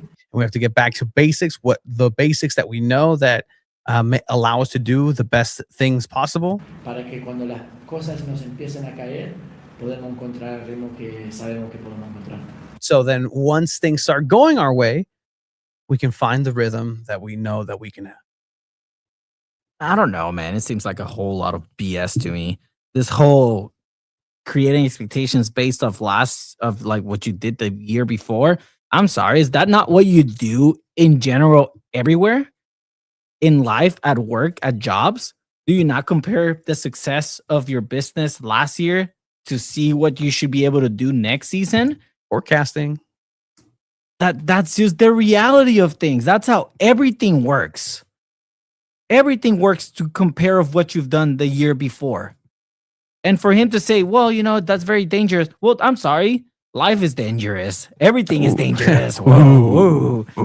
But come on, dude. Like, you're going to sit at your freaking, like, end of season review and think, oh, yeah, last year I did really good. This year, well, you know, we're going through a rough patch right now, but you take it day by day and, you know, you don't measure it based on last year. You're going to get your ass fired. Yes. However, we're nowhere near end of year. talks for San Diego FC. We're not. Because it's a very long season. Yeah, there is excuses we'll give you, right? Let's I'm going to give benefit of the doubt for San Diego FC. I'm going to allow you some insurance excuses from the ones that you didn't use last year, right? Yeah. You're came in early. There's no rhythm. There's injuries. Your captain's showing up with black guys after training. They didn't want to tell us who it was, but I know for sure he knows exactly who it is. McVay. He couldn't get a red card at training. Come on now. Wouldn't that be something? I mean, I get where you're coming from, and you got to give Mikey the benefit of the doubt because he did take this team very far last season, and you got to write it out. That's why he got a contract extension. That's why a lot of these players are getting those contract extensions. But at what point of the season do you start critiquing and saying, well, what's going on now? You give him, obviously, the rest of the season next year. And I'm not saying you're going to fire Mikey Varas. Obviously, that's not what I'm saying. But for him to sit here and say, whoa, you can't compare what we did last season to this season. I'm like, no, you can. And let's compare where they were at 7 games in. Yeah, stop it, guys. Stop comparing. They're not doing bad. They're still top 8. They're still they're going through a rough patch. I think they can fix it. I think the injuries are playing a big role. I've already shared my thing where the whole Chucky Lozano situation was handled very poorly, and that's the lack of experience between him and Tyler Heaps, and it's kind of biting him in the ass a little bit right now. Well, and until proven otherwise, that's going to be the thing where you guys had Chucky Lozano, you mismanaged him, and look at the cost. Chucky Lozano sitting in the background laughing, giggling at this, getting paid, crying a little bit because I know he wanted to play in the World Cup for sure. No, he didn't. You don't think he didn't at all? There was no point that he came to MLS. He goes, I'm gonna get paid here. I'm not gonna make the World Cup anyways. No. It was by the time this whole when he decided to not take a pay cut and go to a different team, that's when he knew I don't care about the World Cup at this point. Because there were the reports, and we can talk about it. Reports where, and 6 Million Soccer said that we knew this back in January, that this was the conversation, right? Aguirre told Chucky Lozano, hey, I want to take you to the World Cup. I want you in this team. Get you to your 3rd World Cup. Let's do it, but you have to play. You have to get minutes. You have to leave San Diego if they're not going to play you, and you have to play somewhere else. It doesn't matter where he played. Could have been Real Oviedo, last place in Liga Española. But he was going to take a pay cut, for sure. He was going to take a big pay cut, a $5 million pay cut. Oviedo was not going to pay more than $2 million. And at that point, Chucky Lozano said, I prefer the money. I prefer the security there. Who are we? ¿Quién soy yo? Para decirle al Chucky, hey, don't get your money, bro. To tell anybody, don't get your bag. No, think about it, guys. Don't get your bag. Think about it. I think I've said this before. This guy, at 29 years old, going 30 years old already, he already played 2 World Cups. He already lived the peaks of his career, scoring against Germany and living off that goal for his whole career. He did get some championship. Let's not forget that he doesn't just live off of 1 goal. But he already played 2 World Cups. And he's at a point right now where he gets this fat contract with San Diego FC, $7 million a year for 3 years. It's guaranteed money. Okay. And now that you're told, hey, we don't want you here anymore. We're going to trade you. Nobody wants you because of that salary. Every single person in this chat, every single person, you mean to tell me if you live that career and you're like, well, I'm okay not going to another World Cup. I've already experienced that. He's not going to play. He knows he's not going to play. He's just going to go and be on the bench. Well, just stay with your kids, with your family, and get paid. Are you kidding me? Look at that smile. As Tony was looking at one of the stories. I honestly love watching his stories. He was riding bicycles with his whole family the other day. Come on, he's just enjoying San Diego, dude. This is just a dude that's living the life in San Diego, getting paid $7.6 million of cash and DP I see a comment funds. He does not want to play here. Yeah, I wouldn't. If the team already told me I don't want you here, I don't want to be here. But if you're at your job and they tell you, hey, we're still going to pay you, but you just have to come in and sit in the back office, not even do anything. Not even telework. Like, not even do anything. Just, just pretend like you're working. You wouldn't do that for that much money. And you get to live in San Diego, and you get to like enjoy life with your family. To answer Philippe's question from earlier, do I think that upper management has something to say, at least for the people above Mikey pressuring him to play 11? Sure, but it's not going to happen. Like it's not going to happen. This ownership group has the backing of is backing Mikey Varas and Tyler Heap's decision. Again, it wasn't just a Mikey thing. This was a team thing. The team also had to have a certain feeling with Chucky Lozano in that locker room. It wasn't just Mikey Varas. Was this between Mikey and Chucky where it culminated and had the most explosiveness and things that leaked out? Sure, yeah, sure. But it wasn't just Mikey. It was Chucky Lozano and the locker room. Chucky Lozano, as a leader, lost the locker room. He was he's excommunicated not just from the team, but from but you can Varas. Fix the locker room. You can, and sure, it takes the player also wanting to fix that. But let's be realistic. Does Chucky Lozano playing in this game, or just playing right now for SanDiego FC, help them? I think it does. What? Like, if Lozano was in this rough patch and he's starting and he's playing, do any of these results look different? Do they play better? Do they win some of these games? I'm going to say yes. The moments we saw Chucky Lozano with SanDiego FC, like, he still played way better than a lot of the players in the MLS. Like, see this guy? He made moves, he scored goals, he assisted. 20 goal contributions. Like, I'm sorry, but he got those early in the year. This was a player that still helped you out a lot last season. Not sure that's the point. Sure, like, the point is the team at hand right now is not producing victories. They are playing better. I can tell you, and Mikey, and that's why I kind of gave him that question. Like, all right, well, you played with 10 men last game. How did this game with 10 men go, right? Because that's now a pattern. That's now a reality that SanDiego FC faces. Yeah. And they played better with 10 men this time. Like, you could tell the guys wanted to come back and be more offensive. They had more chances. They had looks. Drake Callender, the goalkeeper from Minnesota, had a couple of great saves. One of them was an honor strider set piece that went under the wall, and excellent reaction there. But I mean, and that's the thing. You do 20 goal contributions. I'm sorry. Do we know for sure that he was a shitty teammate? If you go ask half the team, they're not going to talk poorly about him. Like, how many times have we seen that in soccer? They're shitty teammates all the time. Yeah, sure. They're not going to talk poorly but of him. That's part of the sport. That's part of it. You have players like that. And again, this was a player that was helping this team. But again, this is a project. This isn't necessarily just a soccer team. If what happened behind closed doors was a situation that holistically, ¿sabes qué? Llegó y se la rayó a Mikey Varas and told him this and this and this. Eres un pinche. And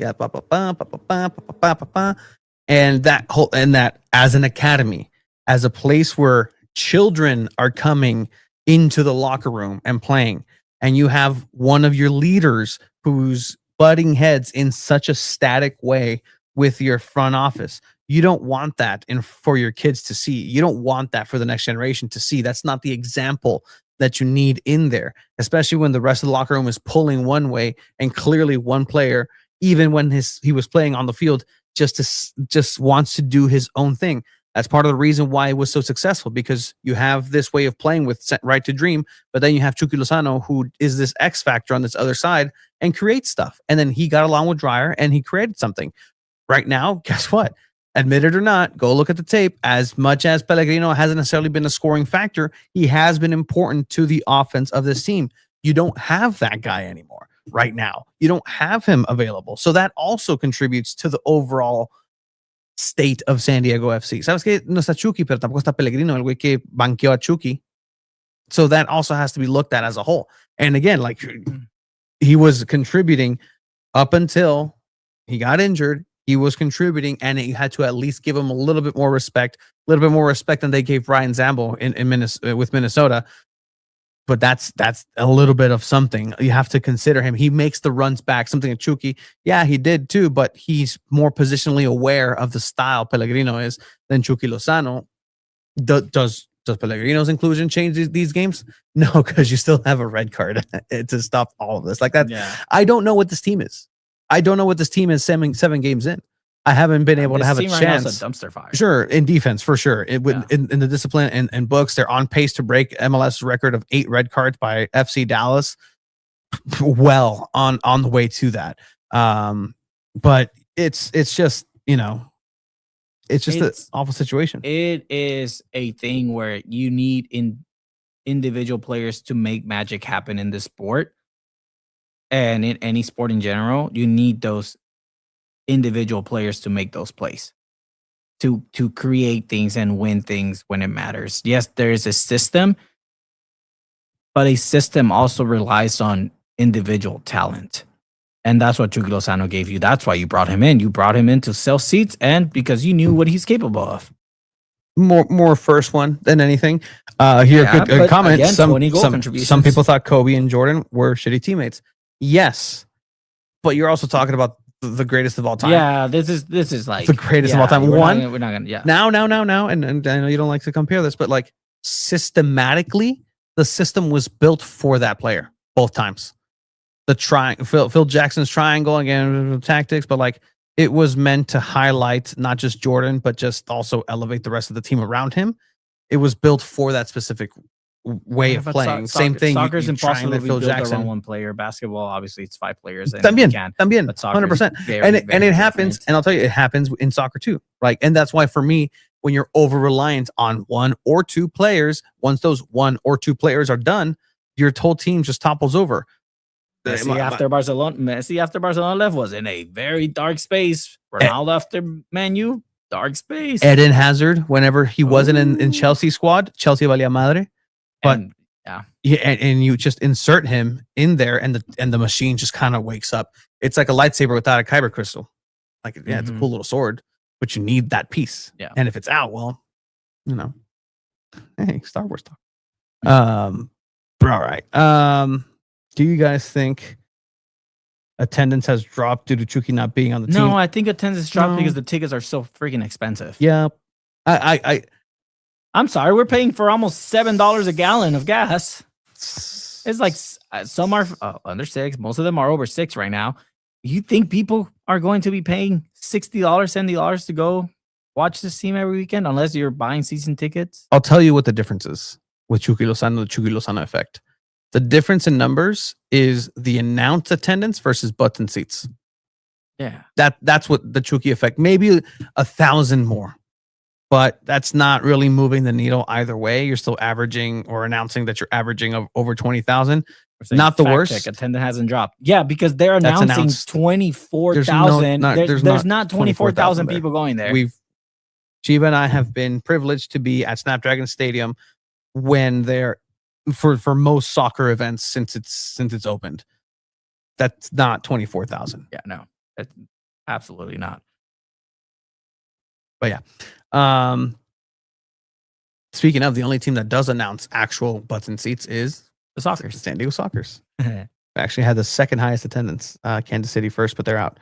If you think the tickets are expensive now, imagine how much you're going to increase them when they have to blow $20 million to get Chucky out. Trust me, that's already in the budget moving into this next fiscal year. That's already locked in that they're going to go ahead and get him out. Those are different lines. But yeah, I mean, look, it's not the worst place to be a San Diego Sea. Like, it's not Chicken Little. The sky's not falling. There's a chance. There's a chance that things can derail. That there's a chance that things can go in a certain direction.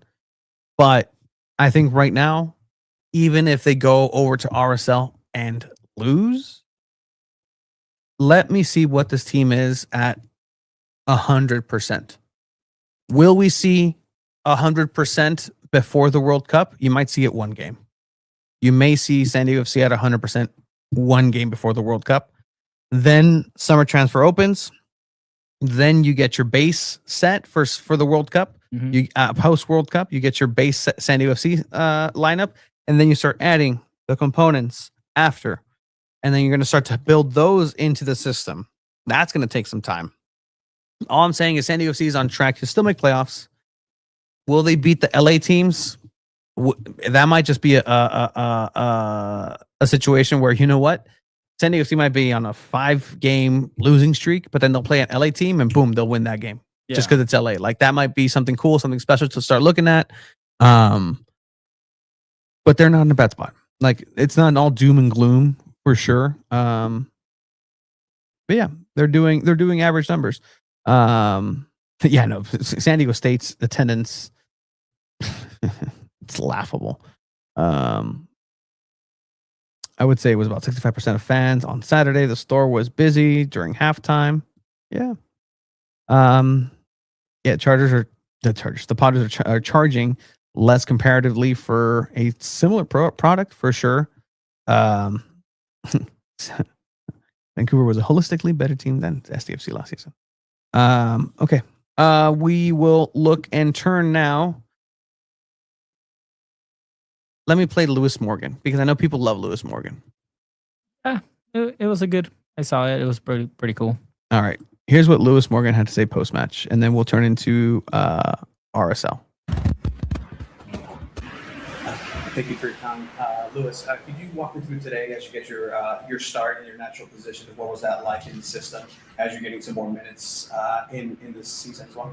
Yeah, I mean, anytime you get to play is a privilege, and obviously I missed a lot of football last year, and it's about, I don't want to be too patient with myself, I came here to contribute, and I feel like I had a bit of a slow start, be that with rhythm, with injuries, and try to get back into the flow of things. And yeah, obviously, like I say, anytime you play, it's a privilege. You get these chances, you need to take them with both hands. And obviously, the most frustrating thing tonight is the result. We want to put together a complete performance tonight, and I think there was semblance of it, and then so many things that we can improve on and do better. So football always gives you chances to put that right, and big week of training ahead of us, and then we've got a double away game to really get back on track. What are you seeing out there that's not quite clicking? And the red cards, how much are they impacting everything that you do? And then beyond that, when you just see the club itself and what it is capable of, what do you see more long term? Yeah, of course. Listen, red cards are always going to influence games. What I would say is it's a team responsibility. We pride ourselves on having control of the game, and some moments when we maybe went down a man in the games prior, it's not an individual's fault. It's us as a team. How are we putting ourselves in those positions? I think it's something that we can improve on, and I think it's just about having each other's backs, and having more control in the games. Long-term vision for the club, and what I see is probably the same as what everyone else sees. We've got an amazing group of fans here that I still feel everyone's completely bought in. We know how well this club's done last year and how well we're going to do this year. There's absolutely no doubt in my mind. I've been in this league long enough, and I know a really good team when I see one. I feel like we've got a special group of players there, and every team goes through adversity, and something we bang on about is resilience. And I've got, like I say, no doubt that this group are going to take this as motivation to continue to improve and bounce back. Luis Morgan. Oh, you guys like hearing him in Spanish. Motivarse para encontrarse otra vez. Sí, siempre nuestro objetivo en este partido y siempre enfrente de nuestros aficionados es ganar. Y sabemos este es no el más importante cosa, porque para nosotros es más que eso, es trabajando para sus compañeros, y eso es siempre la más importante cosa. Y claro, es lo que queremos, resultar como eso, y No, y yo sé en el futuro tenemos un muy buen grupo y trabajar duro todos los días y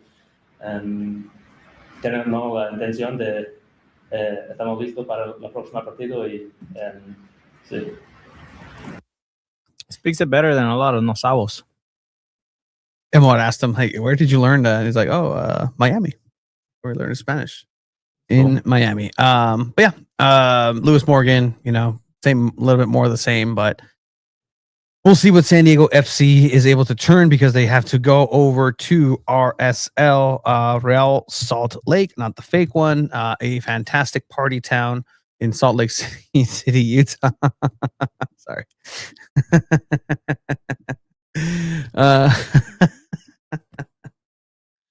What are we thinking for this game, Tony? Salt Lake City is coming off a 3-1 win.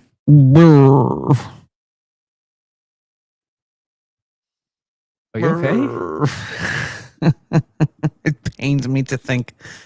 I'm struggling. Like my little hamster in my head is like spinning right now. Like, how is San Diego FC going to win this game? Can they win this game? I don't think they are either. I don't think so. I think it's going to be a. And these are the moments where you think there's no way they're gonna win, and then they win like 4-0. That's gonna be the annoying thing. They're gonna have a great game. They're gonna control the tempo. Fucking So's gonna score. So va a meter goal off a corner kick. Like Durant's somehow gonna do a scorpion save, and it's gonna be fine and dandy. And that's what San Diego FC does all the time. 2-0 against. Okay. Felipe doubled the game-winning goal for Oswald. So I don't even know. I would be Diego Luna's back. Yeah, they didn't play this weekend, but they're coming nuts. The last victory. Diego Luna makes a big difference. I'm not coping.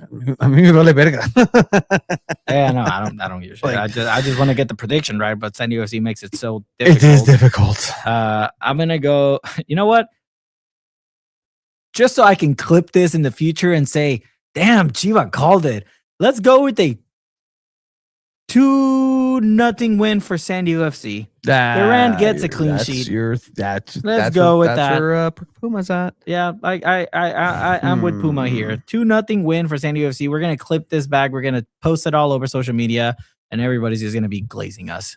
Let's do it, Puma. Well, they'll be glazing you because I will not participate in the hopium.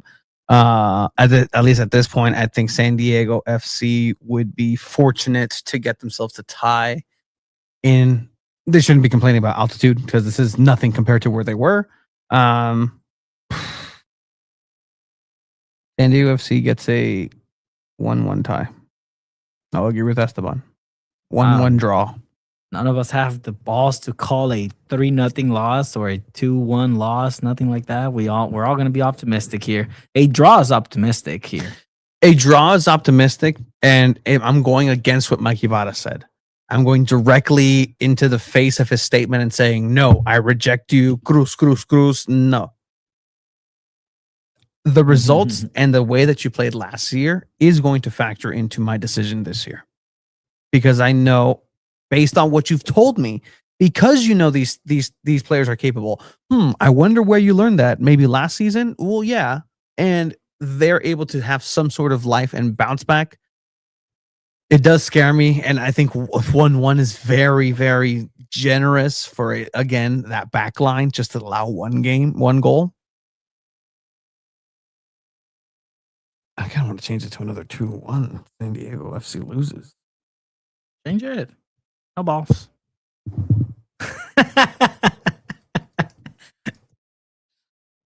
Nah, it's a 1-1 tie. 1-1 tie. Curious to see what everybody else thinks. Pissed when they lose 2-1. Since Pellegrino is injured, San Diego has gone down. Ocupamos a Pellegrino, no al Chucky, which is what I was saying earlier. No, ya no quiero a su podcast. Ya no. No, sorry. Los voy a hacer unfollow. Oh my gosh. Oh my gosh. It's 3-1 win by Felipe for San Diego FC. I like it. Interesting. Why didn't you what? ¿Qué dice? Why did we play in short on the last corner of the game when Duran was running in to get on the box? Because Duran waited too long to get into the box, and they had to go. Who gets a red? Let's play the game. Who gets a red? I don't think they get a red card. I think that's the boldest prediction you've made, actually. Okay, if they do get a red card, who gets it this time? Oh man, it has to be because player. I was actually talking with a lot of people in the press box before the Minnesota game, and we were just I was like, so who gets it? Like at what point? Like at what minute do they get a red? Do they get? It's one of those like, oh my god, it happened. It really was. No, Yeah. it really was. Who gets a red card? Oh my gosh, Verhoeven. Duran. He plays again. And no, if Godoy plays, Godoy's been frustrated this last couple. Godoy is able to keep his head though.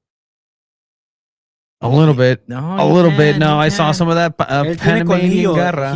Tiene garra, tiene colmillo. You know, player with colmillo does not get the red. It's going to be a silly mistake if there is another one. Oswald, you know, he has to make a play to even get an opportunity to get a red card. So Yeah, I don't is think- anyone hoping for Osvaldo to get a red card? I think that's the best case scenario, actually. You know what? Mikey's strategy: start him. Go ahead, start him. Get the red. Tell him to get the red. Like go and like chop down Diego Luna. Just cut him in half. Yeah, Godoy. I don't think they get a red in this game. Hopefully so. I love that people just actively want him to get a red card. Valakari has to be involved in the play to get a card. Maybe Mikey gets the red this time. That'd be nice. Have we seen Mikey get a red? No, huh? No, I think he got a yellow this last time. Yeah, he's bound. You know for a what? red. Actually, that's not a bad shout. Mikey. The next SanDiego.FC red card has to be Mikey. And then we get to ask him, hey, dude, like you're supposed to be leading by example here. Yeah.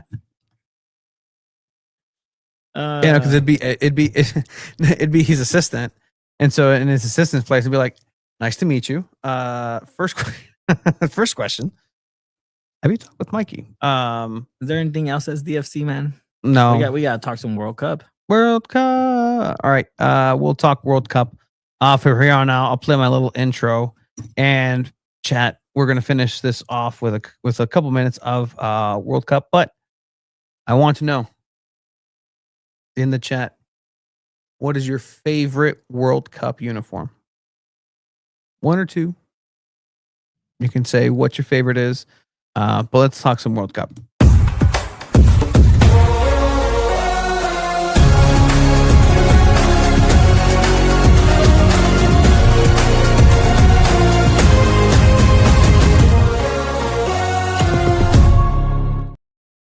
Chiva, who is in Group B of the World Cup? Last week we went over and saw the profiles of 3 of the 4 teams because Chechia's profile isn't officially uploaded to. Yeah, it's not one of the most this is great. Strong, like give entertaining groups. Nah, homie, we give have me Canada, Switzerland, Qatar, Aguanta.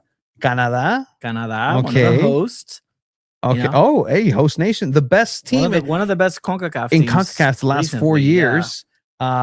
You have Qatar, Switzerland. Switzerland, who, by the way, Snapdragon was selected not for World Cup games, but they were selected to have some World Cup tune-up games. So Colombia is going to play here against Jordan, and then Switzerland is going to play against. Oof, se me está yendo. They're going to be friendlies in the last international window. Mhm. Oh, that's cool. Here at Snapdragon Stadium. Okay, so Qatar, Canada, Qatar and Bosnia and Herzegovina. Bosnia, the Eden Dzekos of the world. Where's Bosnia? Where's Bosnia? They probably weren't because they got they were that's Curacao. They were added, so their profiles haven't been officially uploaded. And then último, ¿cuál era? Qatar. No, Qatar, Canada, and Switzerland. Switzerland. That's Tunisia. There we are. All right. As things are pouring in, I want to hear, yes, the World Cup's are crazy for sure. The prices are insane. Thank you. We enjoyed the discussion. If you liked it, share it, watch it again, tell your friends to get involved. I see people, going after my boy George for a little Durant take that he had in there, but hey, this is part of it. Valid. It's part of the discussion, and I love it. There were but... times where there was just me and our moms watching this podcast. Hola, mijo. ¿Cómo estás? First team. Canada. Hey. Oh, Canada. A very mid called national anthem. Team Canada introduced. Canada will feature the 2026 World Cup as co-host alongside Mexico and the United States, with the nation set to grace grace flagship tournament for a third time. Le Rouge, previous 2 World Cup campaigns came in Mexico 1986 and Qatar 2022. Under the tutelage of American coach Jesse Marsh and buoyed by the backing of a home faithful, the Canadians will be intent on finally progressing beyond the group stage and will perhaps dare to dream even bigger. So we were talking about Mexico and their numbers on the next slide. This can potentially be worse. Key info for the Canadians. Full name, Canadian Soccer Association. Nicknames, Le Rouge. Confederation, CONCACAF, colors red and white. Manager, Jesse Marsh. Best FIFA World Cup performance came in the group stage in 2022 and 1986. They haven't gone out of the group stage. Yeah, I think they've only had 2, right? Yeah, 2 chances. FIFA World Cup top scorer with 1 goal. USL's own, Vancouver Whitecaps' own, Alphonse Davies. That guy plays like striker for them. Yeah, he plays everything because they have a more solid team now than they did in the last couple of years. Qatar 2022, not the best showing for them. Mm-hmm. But you have Jonathan David. Alfonso Davis is battling injuries left and right. Yeah, that guy can't catch a break. Streamer now. Been a good streamer. And I think as of now, I don't think they're coming in their best form either. Let's look at those numbers that we were talking about. They're 27th in the FIFA/Coca-Cola men's world ranking. All right. How they qualified? Well, I think since then they've actually dropped to 30th. I'm not sure. There's more teams in too. Jesse Marsh, who was appointed in 2024. I heard McVay likes Canada's jersey.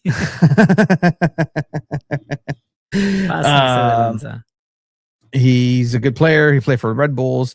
Fun facts about the Canadians. Canada set to co-host its first ever FIFA World Cup. The last time the country hosted a major FIFA tournament was in 2015 when the FIFA Women's World Cup was played in 6 Canadian cities. Canada have only scored 1 World Cup goal ever. Alfonso Davies against Croatia in 2022. That was a good Croatia team. For sure. At Qatar 2022, not as good as 2018. Yeah. That was the one. Surprising. In 2022 Qatar, John Herdman became the first ever coach to have led both the men's and women's national team into a FIFA World Cup. Herdman managed the Canadian women's team from 2011 to 2016 and the men's team from 2018 to 2023. Here are the numbers. FIFA World Cup history. No wins. The best that they've done in the World Cup is the group stage. Last World Cup, Qatar. First World Cup, 86, the only other one. They've played 6 games. They've lost 6 times. That's brutal. That is brutal, dude. Yikes. Goals 4-2. Okay, so Alfonso Davis is not the top scorer. So yeah, why is he listed as the top scorer? Who was the other Canadian top scorer who scored for Canada in a World Cup?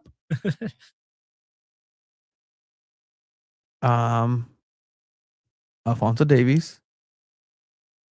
Croatia 4-1. Guys, are you Canada? Are you just erasing? Right there. No, that's in 2026.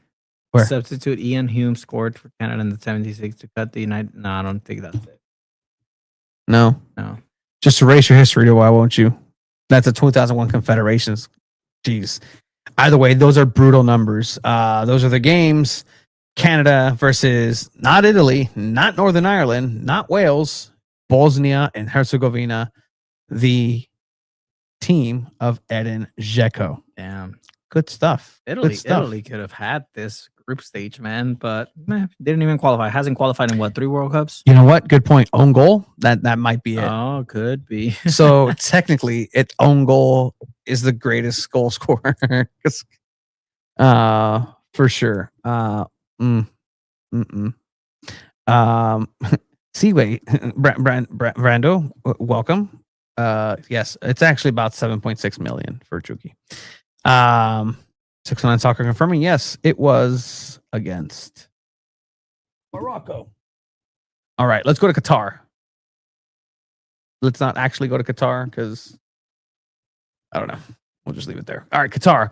Introduction. They hosted the 2022 World Cup, combining meticulous organization with outstanding hospitality to deliver. Guys, they already hosted it. There's no need to keep just cocoa washing and we get it. Like, it was a good World Cup. They hosted it. It's over. It was a bribe. We understand it. There was an invaluable experience from facing the teams on home soil and in front of their own fans. Now the Qataris are set to write a new chapter in their football history after qualifying for the FIFA World Cup 2026. The time through it was an own goal for Canada. We confirmed it. Privileged of hosting. Okay, they hosted. Great. That's been their highlight. Key info: Qatari Football Association. Nicknames: the Maroons. I doubt that's what their nickname is in what they call themselves in Qatar. They're part of the African Confederation. Colors: maroon and white. Manager: Julen Lopetegui. He was Lopetegui.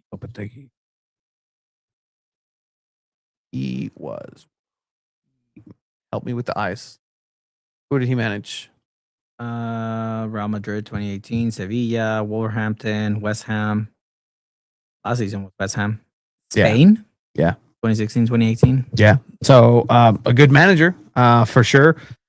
FIFA top scorer, Mohamed Muntari with 1 goal. And FIFA Coca-Cola Men's World Cup is that. They are 61st. How they qualified in the round of Asian preliminaries. Qatar sealed direct qualification for the World Cup with 2-1 home win over the United Arab Emirates in October 14th.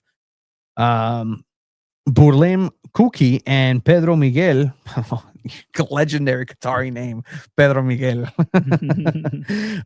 both scored second half headers to ensure the Maroons finished top of their group and secured a spot for the tournament. From the start of the qualifiers, Qatar delivered consistent, convincing performances, topping the second round group with 16 points from 5 wins, 1 draw. Okay, so they deserve it. All right, cool. So they didn't have to pay their way this time.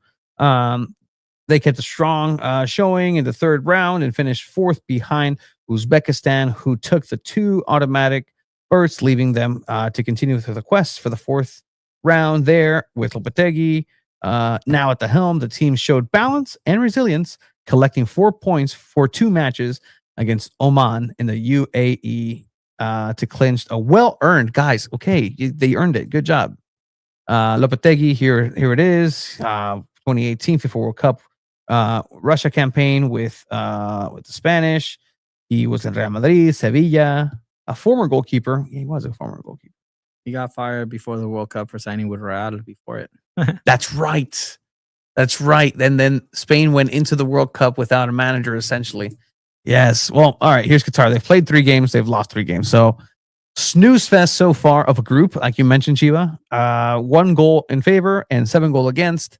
They've had 2 World Cup appearances, this being their 2nd. Fun fact, Qatar is the smallest country by land area or population to have ever hosted FIFA World Cup, almost like it didn't need to be there.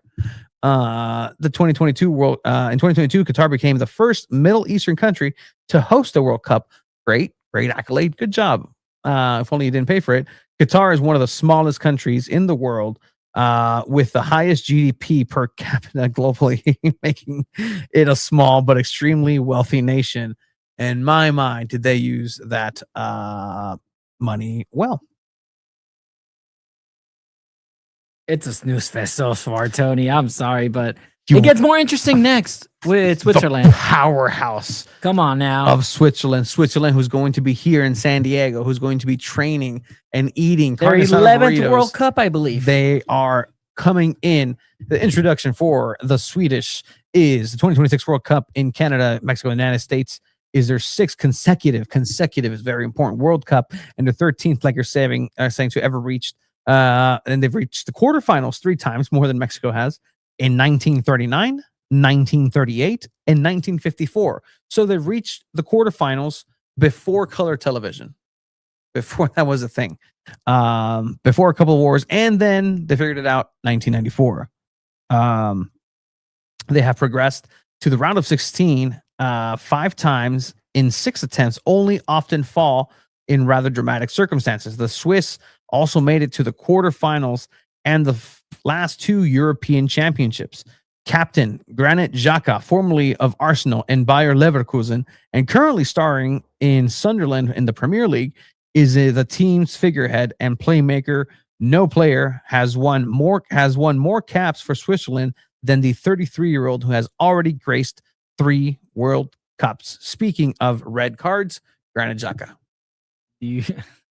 Yeah. Do you remember? I think it was the Brazil World Cup. They lost to Di Maria in the round of 16. To Di Maria and Argentina. just to Di Maria. Well, he scored at the super close at the end of extra time. I remember just because it was that Brazil World Cup was just such fun a one. Great until Alemania and Brazil, and that was the day still that fun soccer to died. watch. It was great. The day that soccer died. All right. Key info: the Swiss Football Association nicknames Natty. That's a solid nickname. Just Natty. Nati. Confederation UEFA colors red and white. Manager Murat Vakin. Best FIFA World Cup performances: the quarterfinals in 1934, 1938, and 1994. Or excuse me, 1954. FIFA World Cup top scorer Josef Hugi. 5 goals. Ooh. All right. 6 goals. That's 6 goals. Sorry. That's a 6. Thank you. They are currently 17th as of November 2025 in FIFA rankings. How they qualified. The Swiss got their qualifying campaign off to the flying start with a 4-0 win over Kosovo, who now made the World Cup as well, thanks in no small part to Breel Embolo, who plays over in the Bundesliga with a rich potential for the next game, and they won 3-0 over Slovenia before brushing Sweden aside 2-0. So a goal differential of 9-0. The Swiss did not show any weakness in the return legs either, drawing 0-0 in Slovenia before flexing their muscles against the Swedes in an emphatic 4-1 win. A draw with Kosovo on the final match day saw the Swiss end their qualifying campaign unbeaten with a remarkable goal difference of 12, and I'll wait for this to get off, 12 plus 12 goals, 14 goal scores, 2 conceded. Impressive. Este vato quién es? He played for Basel. Basel-born coach. Played for Grasshoppers, Fenerbahce, Stuttgart. 49 international caps. It's a great picture. That's a fantastic picture. My man's enjoying life. After guiding the team through the impressive qualifying campaign in Qatar 2022, he led them to the round of 16. He's been with his team since 2021. Some fun facts. Switzerland has 4 official languages: German, French, Italian, Romansh. Oh. Not Romansh. And the national team reflects this diversity, often featuring players from different linguistic regions. It's pretty impressive. That's pretty cool. That's pretty impressive. That is cool. I mean, the United States usually has English and Spanish at this point. No official language. No. Spanish, second most spoken language, right behind Mandarin. At the 2006 World Cup, Switzerland set a FIFA World Cup record by being eliminated from the tournament despite not conceding a single goal, but eliminated by Ukraine after penalties in the round of 16. I remember watching that game because I was eating comida china in TJ while this game was happening, and Andriy Shevchenko was playing when he was with Chelsea, and I was like, go Ukraine. And so that's why I was invested in that one. Switzerland participated in the highest scoring match in FIFA World Cup history in 1954, defeating Austria. Austria defeated Switzerland 7-5 with a total of 12 goals, the most ever scored in a single men's World Cup match. All right. The best World Cup finish, quarterfinal. They played in Qatar. That was the last one. The first World Cup was Italy, 1934. They hosted the World Cup in 1958. We got some numbers here. 41 games played, 19 losses, 14 wins, 8 draws. That's solid. It's not as bad as Mexico. That's very solid. Goals for, 55. Goals against, 73. They've made 13 World Cup It's appearances. hard to qualify to the World Cup as a UEFA team that's not one of the powerhouses, in my opinion. They didn't make it. Oh. Kosovo. Yes, they will be at the Jewish Learning Academy, probably staying in La Jolla at the Marriott. That's usually how Manchester United does it. So they'll probably have and reflect similar things whenever Man U plays here. They're not playing here this summer. They're doing a European tour. Oh, Man U? Yeah. Next thing we have is Bosnia and Herzegovina. We don't have the facts or the graphics because they qualified. They qualified late after the playoff. From 1930 to 1990, they were part of Yugoslavia. Yeah, they weren't even a country. They've qualified for the 2014 World Cup. They didn't pass the group stage. They had 1 win, 2 losses, and this is the second World Cup that they've qualified in. Nice. Yeah, they lost to Argentina, they lost to Nigeria, and then they beat Iran 3-1. Okay. There's some size there. There's some good players from Bosnia, for sure. Yes, they're going to be playing against Switzerland in at SoFi. Yeah, so if you want to go check out and be like, wow, I know this because of Two Balls and a Mic. SanDiego.Futbol, we're going to be covering and getting more into these groups as we get along. All right. Let me see if I can find some of these World Cup kits before. I think someone said Mexico 86. Let us know what your something? Mexico. It was 86. Not the font. Which one's that one? Is that the Calendario Azteca? No, that's 98. I hope you meant 98. I think guys. they meant 98. I really hope you meant 98. Because it's 86. I'm pretty sure they're they talking 98. Now we're talking El Matador, Luis Hernandez. Oh, yeah. Mexico 2006 or 1998. Mexico 2006. Who said that? He's 24. These are underrated. These are underrated because of what they did in them, not because of the design. I'm not a fan of the design. I didn't mind this one. It was all right. What about the 2002s? My favorite Mexico jersey was the lighter green, like it was a 3/4 sleeve. I think it was 2000. Let's say maybe 12. It wasn't a World Cup jersey. With Neri Castillo? No, he had the darker one. Maybe 2013. No, it had to be before that then. I don't know the exact year. They had it for like maybe a couple months. This one? Yeah, this one. Yeah, and then they had a 3/4 sleeve, right? Or no? I don't know what that means. You don't know what a 3/4 sleeve is? What does that mean? Que se corta aquí and halfway to your arm. That's a 3/4 sleeve. Oh, that's gross. Let me choose. Give me a full sleeve and I'll choose to roll them No, up. it was sick. Giovanni Dos Santos rocked the shit out of that one. Who do you think? I mean, we're talking kids, but who do you think? Who do you have winning the World Cup? I know it's a long time from now. Not really. It's 2 months, but once we finish the group stages. Come on, just give me one. Who do you think wins it? Before we dive into everything, I know who my winners are. Say it. I think Spain's gonna take it. I think Lamine Yamal gets a World Cup. Damn it! I was gonna say Spain too, but They have a strong team. I want Brazil. Germany's good too. I want the resurgence of Brazil. Brazil's not going to win They're it. not going to win it. Brazil's not going to win it. Watch Messi win it again. England's not going to win it. It's not coming home. Argentina's not going to win it. I really think it's going to be Spain. Spain, France. They're the favorites. That's the thing. They are the favorites. France and Spain. How cool would it be if it's a dark horse of a team that wins the World Cup this year? Mexico. Ah, man. El día que gane México. Oh, man. El día que gane México el Mundial. I don't know what I would do with myself. I don't know. All right. Well, as come to the end of the episode, we'll cover more groups as we get closer to the World Cup. Group C is up next. San Diego FC will be playing away. San Diego Wave, they're on a little international break, so we'll go ahead and catch them on the flippity side. So thank you for everybody who joined. Season's greetings. We love you. Check out SanDiego.Futbol. Check out Abe's writing. What are the chances for Portugal?